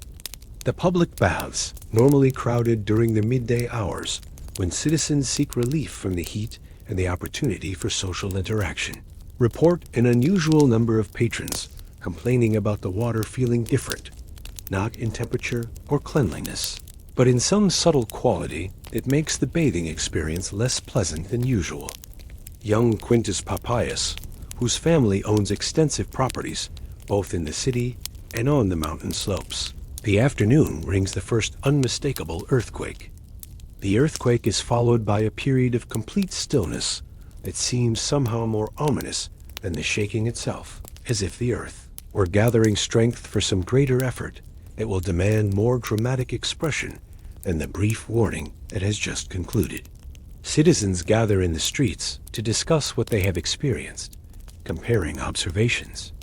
The magistrates confer among themselves in hushed tones while projecting an air of calm competence that is designed more to prevent panic than to convey accurate information about the developing situation, and seeking explanations that might provide reassurance or at least understanding of what appears to be happening to their familiar world. The clouds are thicker and darker than would be expected from the morning's clear conditions, creating shadows that move across the landscape in ways that seem to follow the contours of the mountain rather than the direction of prevailing winds. Sextus Pompeius Axiochus, whose family has maintained detailed records of local events for several generations, consults the household archives and reports that similar earthquakes have been recorded in the past, though not within recent memory, and that the family's oldest slaves recall their grandparents, speaking of times when the mountain was more active and the earth less stable. And relief from heat, it seems to press down from above, while radiating up from the stone pavements that have absorbed the sun's energy throughout the day. The combination of increasing heat and decreasing air movement creates an atmosphere that feels oppressive and threatening despite the continued absence of any obvious danger to human life or property.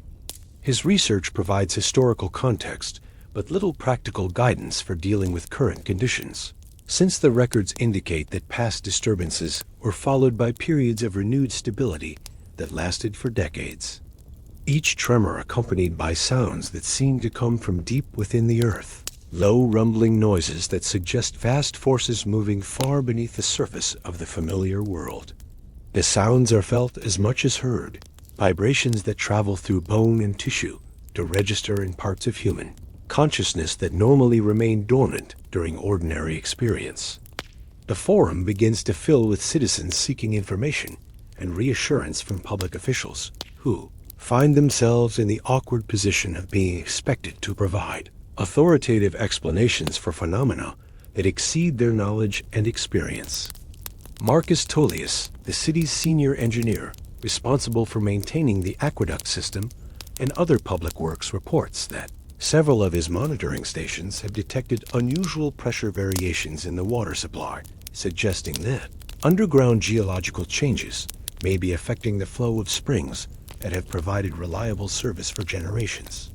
His technical explanation provides a scientific framework for understanding the day's events, but also raises troubling questions about the reliability of infrastructure that the city depends upon for its basic survival needs. The afternoon light begins to take on an unusual quality as clouds gather around Vesuvius in formations that seem to concentrate over the mountain rather than moving across it in the normal patterns of Mediterranean weather systems. The temperature begins to rise beyond what would be normal even for a warm October afternoon, creating conditions that send people seeking shade.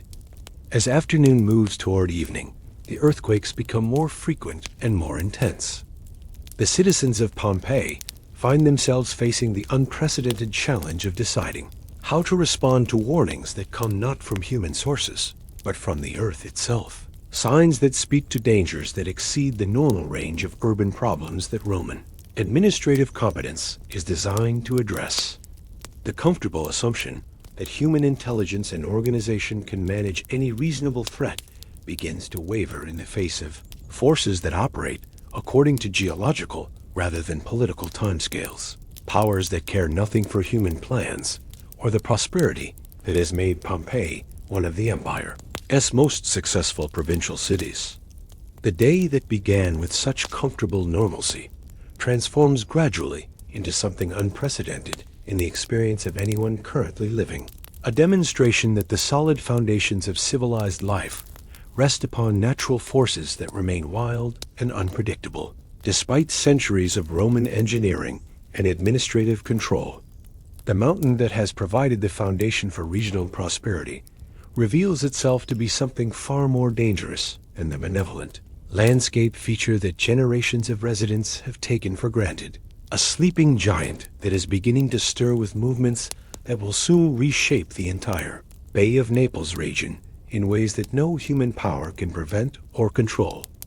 Now let your mind travel away from the trembling streets of Pompeii to a very different world within the same empire, a realm where wealth and privilege create an existence so removed from ordinary concerns that even natural disasters become matters for philosophical contemplation rather than immediate survival. Son of a senatorial family whose wealth spans generations and whose political connections reach to the very heart of imperial power, your morning begins not with the harsh sound of military horns or the urgent demands of commercial necessity, but with the gentle ministrations of personal slaves whose entire existence revolves around ensuring that your transition from sleep to wakefulness occurs with perfect comfort and seamless efficiency. Inlaid with ivory from elephants that roamed the furthest reaches of the known world, but the soft voices of slaves, coordinating the complex logistics required to maintain a lifestyle that depends upon the labor of hundreds of people, whose names you may never know and whose individual concerns remain invisible to your daily experience. The household operates like a well-organized machine designed to transform wealth into comfort, converting the abstract power of accumulated capital into the tangible pleasures of civilized existence. And fitted with mattresses stuffed with the finest goose down that Roman merchants can acquire from the barbarian territories beyond the frontier. The linens that cover you are woven from silk that began its journey in the mysterious lands beyond Persia, transported over thousands of miles by caravans that faced dangers and hardships that you will never need to contemplate or experience personally. You find yourself transported to the Palatine Hill in Rome itself in the year 165 CE, within the walls of a villa that represents the pinnacle of what Roman civilization can offer to those born into its highest social ranks. You are no longer a baker worried about earthquakes or a soldier struggling through hostile forests, but rather Gaius Aurelius Maximus. The room in which you wake each morning is larger than many citizens' entire homes, its walls decorated with frescoes painted by artists, whose skills command prices that exceed the annual income of entire provinces. The ceiling soars above you in coffered marble that catches and reflects the morning, light streaming through windows, fitted with glass, so clear and perfect that it seems like crystallized air, a luxury so expensive that only the wealthiest households in the empire can afford such transparent barriers between interior comfort and the world beyond. Your personal slave, a young Greek named Philemon, whose education exceeds that of most free citizens, approaches your bed with the silent grace that marks his training in the sophisticated protocols of aristocratic service. He carries a silver tray bearing the morning as first refreshment honeyed wine mixed with snow that was transported from the mountains and preserved in underground chambers, specifically designed to maintain its frozen state throughout the warm months. A demonstration of the lengths to which Roman engineering will go to satisfy patrician preferences for luxury that defies natural limitations. The bed itself represents a fortune in materials and craftsmanship, its frame carved from ebony that traveled from the forests of Africa. As consciousness fully returns, you become aware of the sounds that define morning in a patrician household, not the harsh realities of urban commerce or military necessity. Philemon begins the morning ritual of bathing and dressing that will prepare you for another day of the activities that define patrician existence: political consultation, literary discussion, philosophical speculation, and the social obligations that maintain the networks of relationship and influence that preserve and extend aristocratic power from generation to generation, and adjusting the flow from different sources, ensuring that your daily ablutions occur under conditions of perfect comfort that never vary despite changes in weather, season, or external circumstances. The soaps and oils used in your bath are compounded from ingredients that represent the breadth of Roman commercial reach. Olive oil from the finest groves in Hispania, creating a garment that serves as a visible announcement of your economic status and social position. The purple stripe that marks your senatorial rank is dyed with murex extracted from shellfish, harvested in the eastern Mediterranean, a process so labor-intensive that the cost of genuine purple fabric exceeds the value of small farms, making your clothing a walking demonstration of the wealth that sustains aristocratic privilege. Perfumed essences from flowers that grow only in the gardens of Damascus, salts harvested from evaporation pools along the African coast, where the sun as heat performs the work of concentration and purification, and culinary artistry in service of pleasures that most citizens cannot imagine, let alone afford to experience regularly. Fresh fruit arrives daily from groves that benefit from the Mediterranean's most favorable. Microclimates, while preserved delicacies, represent the products of specialized processing techniques, developed in provinces where particular combinations of ingredients and environment create flavors that cannot be duplicated elsewhere within the empire's vast territories. The table is set with silver vessels whose weight and workmanship speak to the skills of craftsmen who spend years learning to transform raw metal into objects that combine utility with beauty, creating implements that make every meal an aesthetic experience as well as a nutritional necessity. The bath adjoining your sleeping chamber is fed by hot and cold water channeled through pipes that represent the pinnacle of Roman hydraulic engineering, creating an environment where cleanliness becomes an aesthetic experience rather than a simple matter of practical hygiene. The water temperature is regulated with precision that would be impossible without the services of slaves, whose entire responsibility consists of monitoring. As Philemon assists with the elaborate process of dressing, each garment represents both functional necessity and symbolic communication, the visual language through which Roman aristocracy displays its status and political affiliations to those capable of reading the subtle messages embedded in choices of fabric, color, and ornamentation. Your toga, the distinctive garment that marks you as a citizen of the highest rank, requires the coordinated efforts of multiple slaves to arrange properly its complex folds and draping designed to demonstrate that you belong to a social class with sufficient leisure time to master the intricacies of ceremonial dress. The toga itself is woven from wool, so fine that it feels like liquid fabric flowing over your skin, its white surface maintained through cleaning processes that require specialized knowledge and expensive materials. The breakfast that awaits you in the villa's dining area represents the convergence of Roman agricultural science, international trade. The food itself tells the story of an empire that spans continents and climates, bringing together ingredients from regions so distant that their names exist only in the accounts of merchants and the reports of military commanders.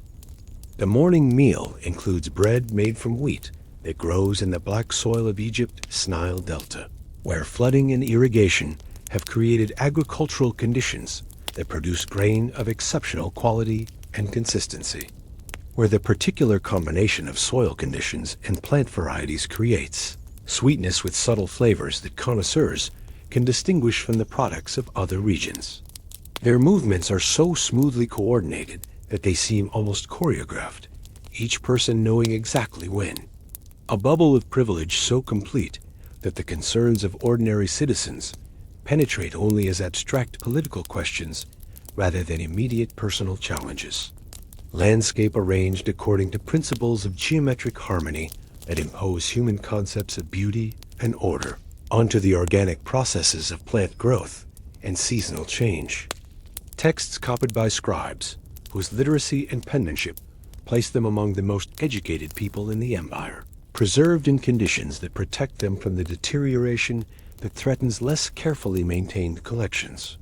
The works include not only Roman authors, but also Greek classics, Egyptian treatises on medicine and astronomy, and Persian writings on mathematics and engineering, creating an intellectual environment where the boundaries between different cultures and traditions become permeable and fluid. Water features channel the flow of fountains and streams, according to mathematical principles that create visual and auditory effects designed to promote tranquility and contemplation, turning the basic human need for clean water into an opportunity for aesthetic pleasure and philosophical reflection.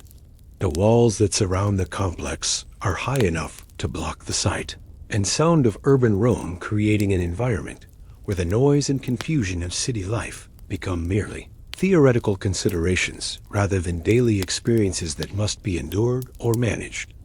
And where to appear, what to do, and when to withdraw without disturbing the peaceful atmosphere that money and organization can create. The wine that accompanies your meal represents the peak of Roman viticultural achievement: grapes, grown on slopes that face the sunrise at precisely the correct angle.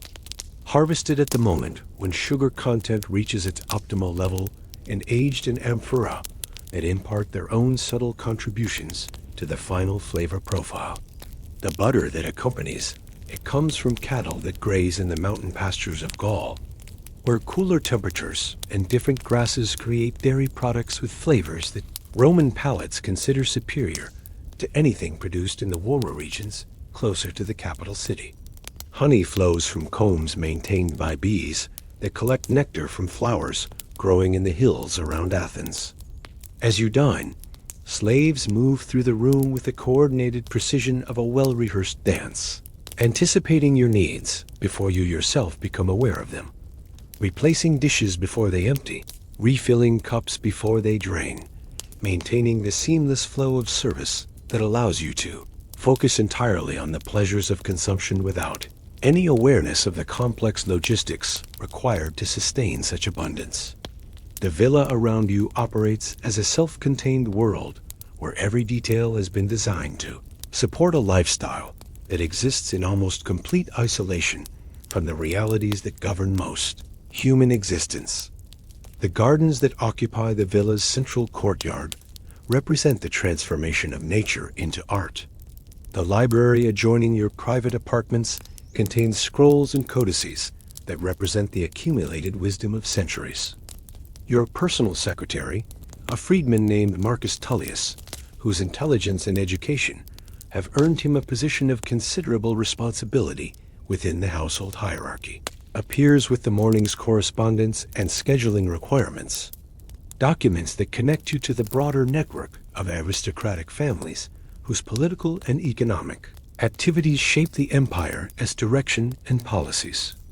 The letters are written on papyrus imported from Egypt and sealed with wax that bears the distinctive marks of families whose names appear in the historical records that chronicle Rome's expansion and consolidation of power over the Mediterranean world. The correspondence reveals the complex web of relationships, obligations, and opportunities that define patrician existence. Each letter representing a thread in the social fabric that binds aristocratic families together in networks of mutual support and competition that span generations and geographical boundaries.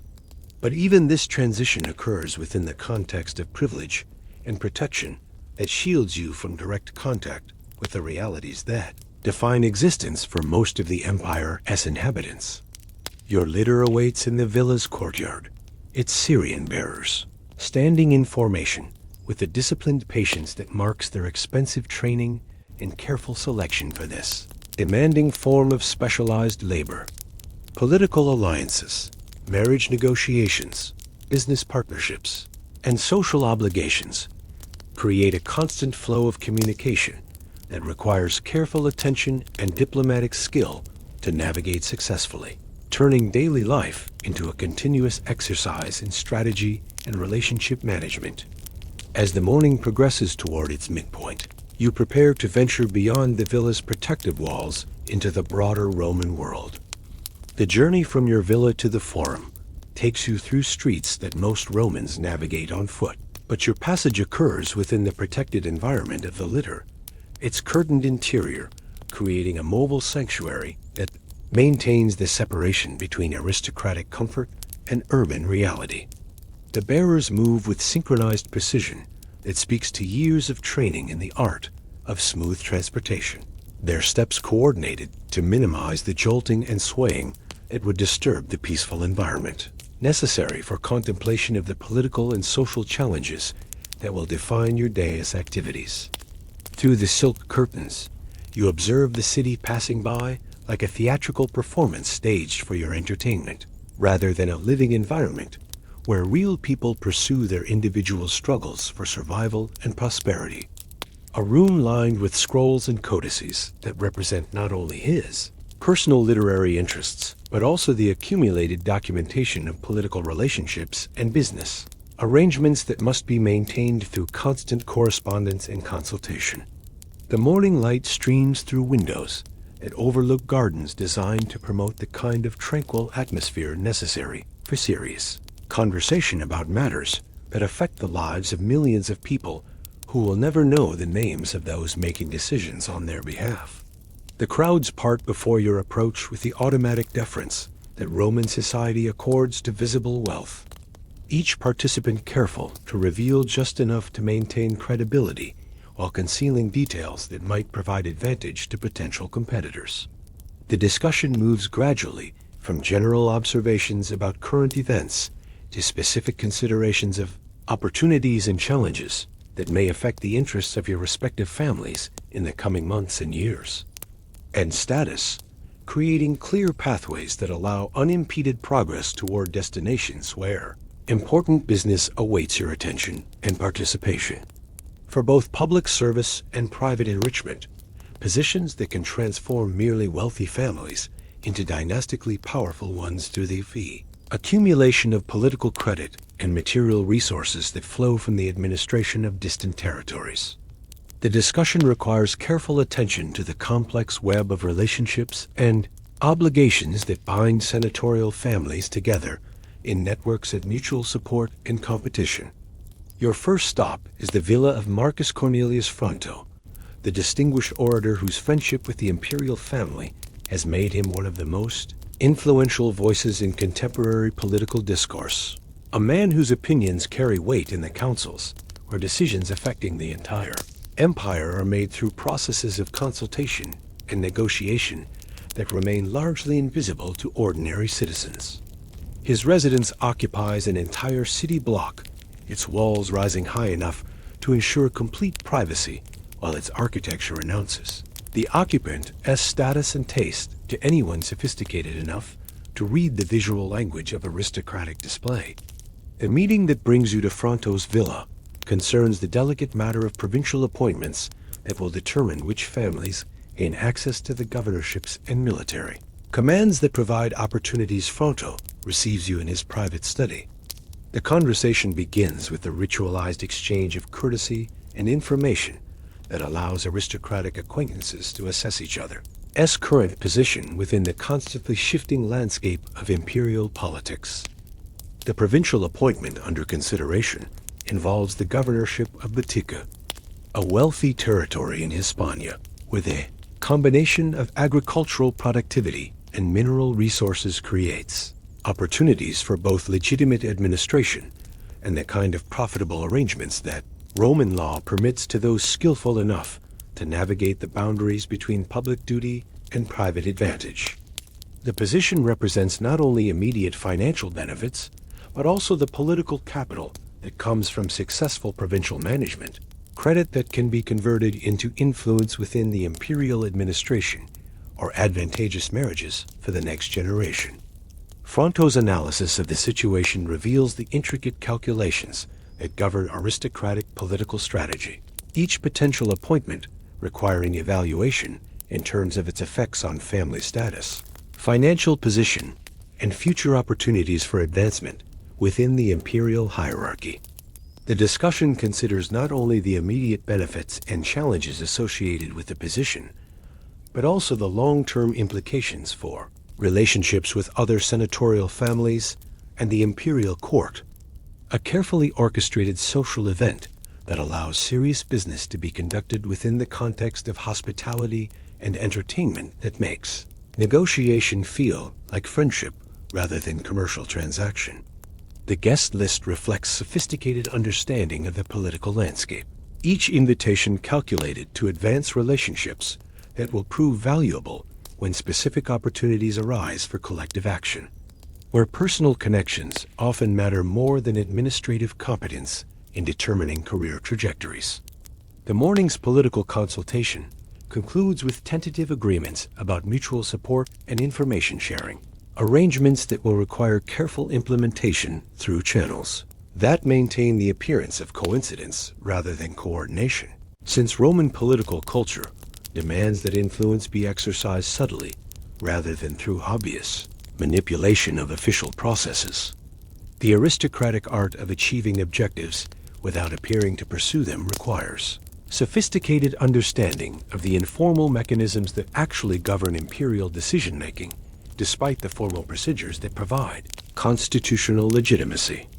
A young senator whose recent marriage into one of Rome's most distinguished families has created opportunities for political advancement that must be cultivated through the kind of social relationships that transform individual ambition into collective influence.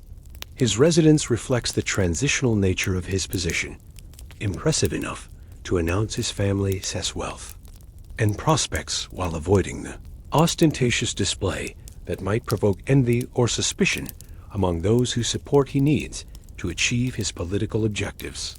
Your next destination is the house of Lucius Verus. The luncheon gathering at Verus' house brings together representatives of several senatorial families, whose interests intersect in ways that create opportunities for mutually beneficial cooperation.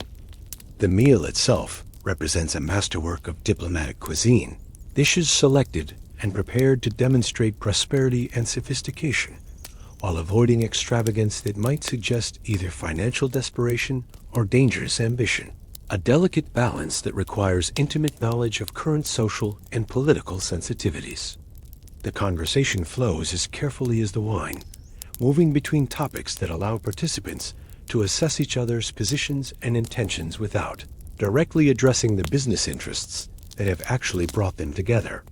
The bath complex represents the pinnacle of Roman engineering and architectural achievement, where you serve as host for a dinner party that brings together carefully selected guests whose presence serves both social and political purposes, creating opportunities for relationship building and information exchange within the context of hospitality that makes business feel like pleasure. The guest list reflects months of careful planning, each invitation designed to advance specific objectives, while maintaining the appearance of spontaneous social gathering rather than calculated political strategy. Its sophisticated heating and water circulation systems, creating an environment where comfort and luxury support the social interactions that determine the empire as direction through processes that remain largely invisible to those outside the aristocratic circles, where real power is exercised. The afternoon's social obligations include appearances at several other aristocratic households, where the presence of your family name and personal reputation contributes to the complex networks of relationship and obligation that sustain patrician political power across generations. Each visit representing an investment in social capital that may prove valuable in circumstances that cannot be anticipated but must be prepared for through constant cultivation of useful connections. The ritual of aristocratic socializing serves multiple functions simultaneously, maintaining personal relationships, gathering political intelligence, and demonstrating the kind of leisure and sophistication that marks membership in Rome's governing class. The public bath that serves as your final afternoon destination provides an environment where political and social business can be conducted in settings that appear relaxed and informal while actually serving as carefully structured opportunities for the kind of relationship building that sustains aristocratic influence within the imperial system. The evening's entertainment takes place at your own villa.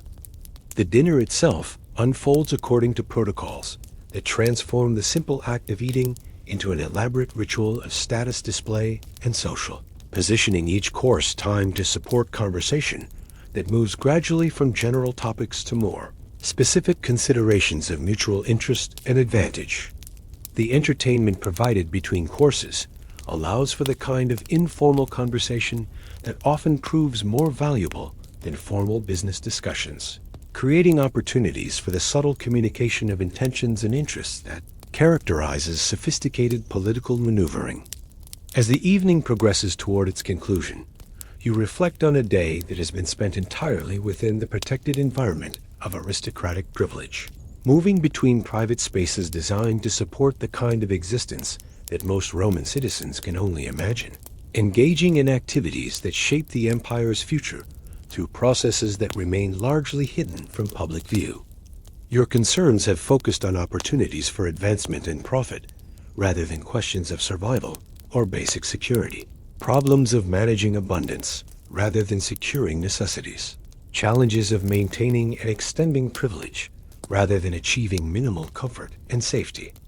The contrast between your daily experience and that of the soldiers struggling in dramatic forests, or the citizens facing natural disasters in provincial cities, speaks to the vast disparities that characterize Roman society. Differences in circumstances so extreme that they create virtually separate worlds within the same political and economic system.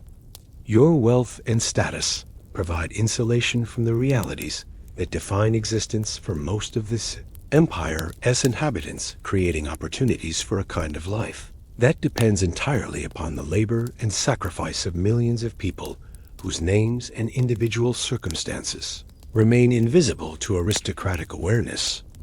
Yet beneath the marble surfaces and silk curtains, beneath the carefully orchestrated social rituals and the comfortable assumption of permanent privilege lies a truth that every Roman aristocrat understands but rarely acknowledges directly, that their elevated position rests upon foundations no more secure than those that support any other human endeavor.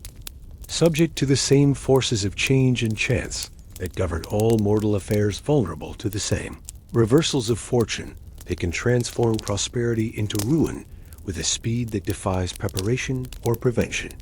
A constant awareness that the empire which has created such opportunities for wealth and comfort has also created mechanisms for the swift and complete destruction of those who fall from imperial favor or find themselves on the wrong side of political conflicts that can erupt without warning and spread with the speed of fire through dry timber.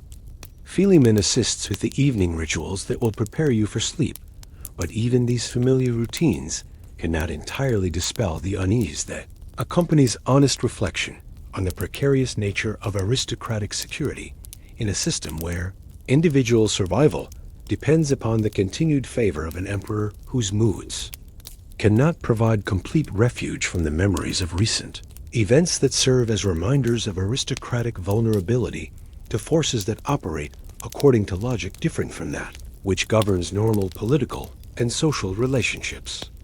Sophisticated in his approach to the delicate business of maintaining political relevance, while avoiding the kind of prominence that attracts dangerous attention from those who view independent aristocratic power as a potential threat to imperial authority.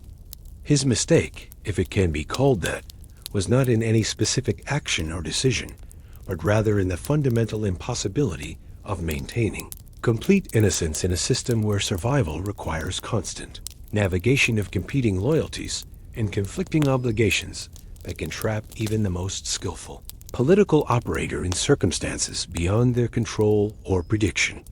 The execution of Marcus Junius Brutus just 3 months ago, a senator whose family had seemed as secure as any in Rome, whose political connections appeared unshakable, whose wealth seemed sufficient to guarantee continued influence within the imperial system, demonstrates how quickly even the most carefully constructed aristocratic position can collapse when it conflicts with imperial priorities, or becomes inconvenient to those who wield ultimate power. And decisions remain largely unpredictable and subject to influences that operate beyond the reach of even the most sophisticated political calculation. The history of your own class is littered with the names of families who once occupied positions similar to your own, but who now exist only as cautionary tales and faded inscriptions on monuments that few people pause to read.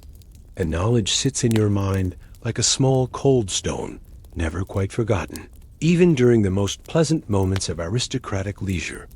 As you retire to your private chambers at the end of another successful day of political maneuvering and social positioning, the comfortable assumption that wealth and status provide permanent protection against life's uncertainties dissolves when examined closely, revealing itself as another form of the wishful thinking that characterizes human response to situations beyond individual control or influence. The silk sleeping garments that replace your formal toga feel lighter against your skin, but they cannot eliminate the weight of knowledge that comes with genuine understanding of how quickly circumstances can change for those who depend upon political position for their security and prosperity. Your bedchamber, for all its luxury and comfort, Brutus had been careful diplomatic. The charges against him were technically valid correspondence with provincial governors, that could be interpreted as treasonous, financial arrangements that might constitute corruption, social relationships that suggested sympathy for Republican ideals that the imperial system considers fundamentally threatening to political stability. But similar activities characterize the daily existence of most senatorial families, a process that bypasses most of the legal protections that Roman law provides to ordinary citizens and operates according to standards of evidence and procedure that make defense difficult, even for those with access to the empire as most skilled advocates and most influential allies. Business partnerships dissolved through mutual agreement that required no legal formalities, and political alliances that had seemed permanent revealed themselves to be contingent upon circumstances that no longer existed. The aristocratic society that had embraced them as valued members demonstrated its capacity for instant amnesia, treating them as if they had never existed, rather than acknowledging any connection that might prove inconvenient or dangerous to those who wished to avoid guilt by association. The aristocratic networks that normally provide protection and support for their members proved inadequate when confronted with determined imperial hostility, dissolving under pressure like morning mist exposed to harsh sunlight, but always present in the calculations that govern daily decisions about political strategy, social relationships, and business arrangements. The knowledge that similar fates await any family that miscalculates the boundaries of acceptable behavior or fines, itself caught in political conflicts beyond their control, creates an atmosphere of constant vigilance that coexists uneasily with the comfortable routines of privileged existence, a tension that can never be completely resolved or permanently eliminated, creating a situation where selective enforcement of existing laws can destroy any aristocratic house that becomes inconvenient to imperial interests or falls victim to the kind of political conflicts that periodically convulse the Roman ruling class.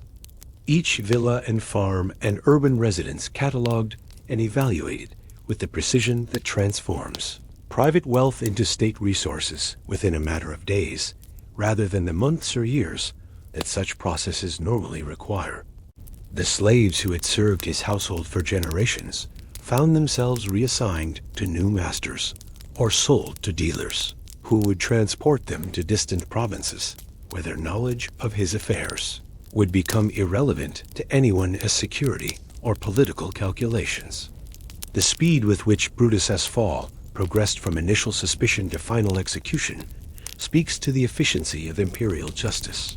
When it chooses to focus attention on specific targets, the confiscation of Brutus's properties occurred with the same systematic thoroughness that characterizes Roman administrative efficiency when applied to any task that commands serious attention from the imperial bureaucracy. His family's social position evaporated even more quickly than their material wealth invitations ceased to arrive for gatherings where their presence had once been considered essential. The lesson of Brutus's destruction resonates through every aristocratic household in ways that are rarely discussed openly. Your own family's position, for all its apparent security and careful cultivation over generations, rests upon foundations that could prove no more stable than those that supported Brutus's household when circumstances changed in ways that transformed assets into liabilities and allies into potential threats. The political relationships that provide access and influence also create obligations and vulnerabilities that can become dangerous when the imperial mood shifts or when conflicts arise between competing factions within the ruling elite. No security beyond that which serves current political purposes, no protection beyond what remains useful to those who control the mechanisms of law and administration, must be considered potential sources of information that could prove damaging if circumstances ever require their testimony in legal proceedings designed to establish guilt rather than determine innocence. Since guilt by association remains one of the most effective tools available to those who wish to expand investigations beyond their original targets or eliminate entire groups of potential opponents through coordinated legal and political action. The awareness of underlying vulnerability adds a quality of poignancy to to pleasures that might otherwise be taken for granted, a recognition that the security and prosperity you currently enjoy represent temporary gifts rather than permanent possessions. Contingent upon factors that remain largely beyond your control, despite the illusion of power that comes with aristocratic status and political influence. The careful cultivation of useful connections that characterizes sophisticated political strategy also multiplies the opportunities for involuntary entanglement in conflicts and conspiracies that can destroy the innocent along with the guilty. The intimate knowledge they possess of your family's affairs, your personal habits, your private conversations, and confidential business arrangements represents a vulnerability that increases rather than diminishes with the length and closeness of their service, creating paradoxical situations where trust and affection become potential sources of danger. The comfortable assumption that private property enjoys inherent protection under Roman law becomes questionable when examined in light of recent events that demonstrate the state's capacity to redefine legal relationships when convenient or necessary for broader political objectives. Situations that develop according to their own logic rather than the preferences of those who find themselves caught within their influence. The wealth that supports your current lifestyle depends upon property holdings and business arrangements that exist at the pleasure of an imperial system that recognizes no permanent rights beyond those it chooses to enforce. Even your most trusted slaves and freedmen, whose loyalty has been tested through years of faithful service and generous treatment, the networks of relationship and mutual obligation that provide the foundation for aristocratic political influence also create exposure to the misfortunes and miscalculations of others. As you settle into the luxury of your sleeping arrangements, surrounded by every comfort that Roman wealth and engineering can provide, the sleep that eventually comes is often troubled by dreams that reflect the anxieties that conscious thought works to suppress. Visions of imperial disfavor, property confiscation, social ostracism, and the kind of sudden reversal of fortune that transforms wealthy senators into exiled fugitives whose names become synonymous with political failure and family disgrace. These nocturnal fears speak to truths about the nature of power and privilege in the Roman system that daylight activities are designed to obscure or minimize, revealing the psychological costs of maintaining positions that depend upon the continued goodwill of forces that operate according to logic that remains opaque and unpredictable. The morning will bring renewed engagement with the routines and obligations that define aristocratic existence. Another day of careful political maneuvering and social positioning designed to maintain and advance family interests within the complex environment of imperial politics. But the knowledge of underlying vulnerability will remain present as a constant reminder that even the most privileged positions in the Roman world offer no guarantee of permanent security, no ultimate protection against the forces of change and chance that govern all human affairs regardless of wealth, status, or political sophistication. As our journey through these fragments of Roman experience draws to its close, let your mind drift back across the centuries that separate your comfortable present from the struggles and triumphs we have witnessed together, allowing the distance of time to provide perspective on lives that were lived with the same intensity of hope and fear, ambition, and disappointment that characterizes human existence in any age, despite the dramatic differences in circumstances and possibilities that distinguish their world from your own. The security that comes from knowing that your next meal awaits without question, that shelter from the elements requires no daily construction, skill, and the kind of desperate courage that emerges when retreat becomes impossible. And defeat means not just personal death, but the extinction of everything one has sworn to protect, creating the conditions that allowed cities like Pompeii to flourish in peaceful abundance until natural forces beyond human control or prediction interrupted their comfortable routines with geological violence that demonstrated the ultimate limitations of human power and planning. Their sacrifice became part of the larger story of Roman expansion and retreat. Their names lost to history, except as statistical entries and records that reduce individual tragedy to administrative data. That the simple act of lying down to rest carries no risk of sudden violence or the need for constant vigilance against enemies whose presence transforms every shadow into a potential threat. His world was one where survival demanded constant physical effort and mental alertness, where comfort was measured in moments of respite from hardship rather than the sustained ease that modern life provides as a matter of routine expectation. The legionnaire whose morning miseries we shared in that Germanic forest could never have imagined the comfortable warmth of your current surroundings. The soldiers who died in the Teutoburg forest experienced their final moments in circumstances that would be almost unimaginable to contemporary sensibilities, facing death not in the clean anonymity of modern warfare, but in the intimate brutality of hand-to-hand combat where survival depended upon individual strength. Yet their struggles and sufferings served purposes that extended far beyond their personal understanding or consent, contributing to the construction of an imperial system that would provide security, prosperity, and opportunity for millions of people across the Mediterranean world. The citizens of Pompeii, whose final day we witnessed, lived lives that were recognizably modern in many respects. Their concerns focused on the same fundamental human needs and desires that motivate contemporary existence: economic security, family welfare, social status, personal comfort, and the thousand small pleasures that make daily life bearable or enjoyable, despite its inherent uncertainties and disappointments.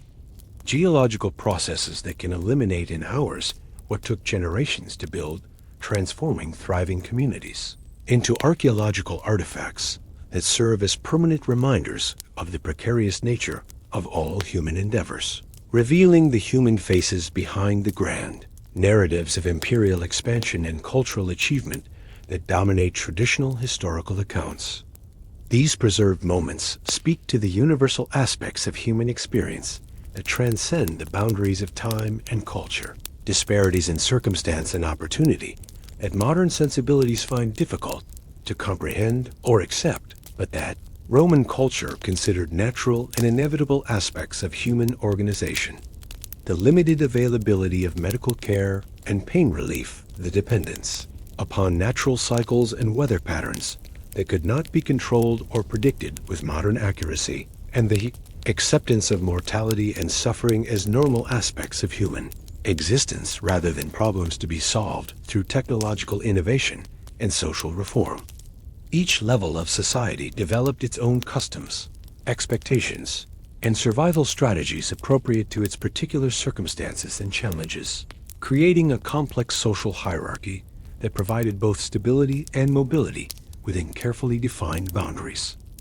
Basic needs and desires that connect contemporary observers to people whose lives were shaped by circumstances they could neither understand nor control, no matter how successful or well-established they may appear to their participants. Their lives were bounded by limitations that contemporary humans rarely need to consider, creating experiences of vulnerability and dependence that shaped their attitudes toward risk, comfort, security, and the proper relationship between individual desire and community survival.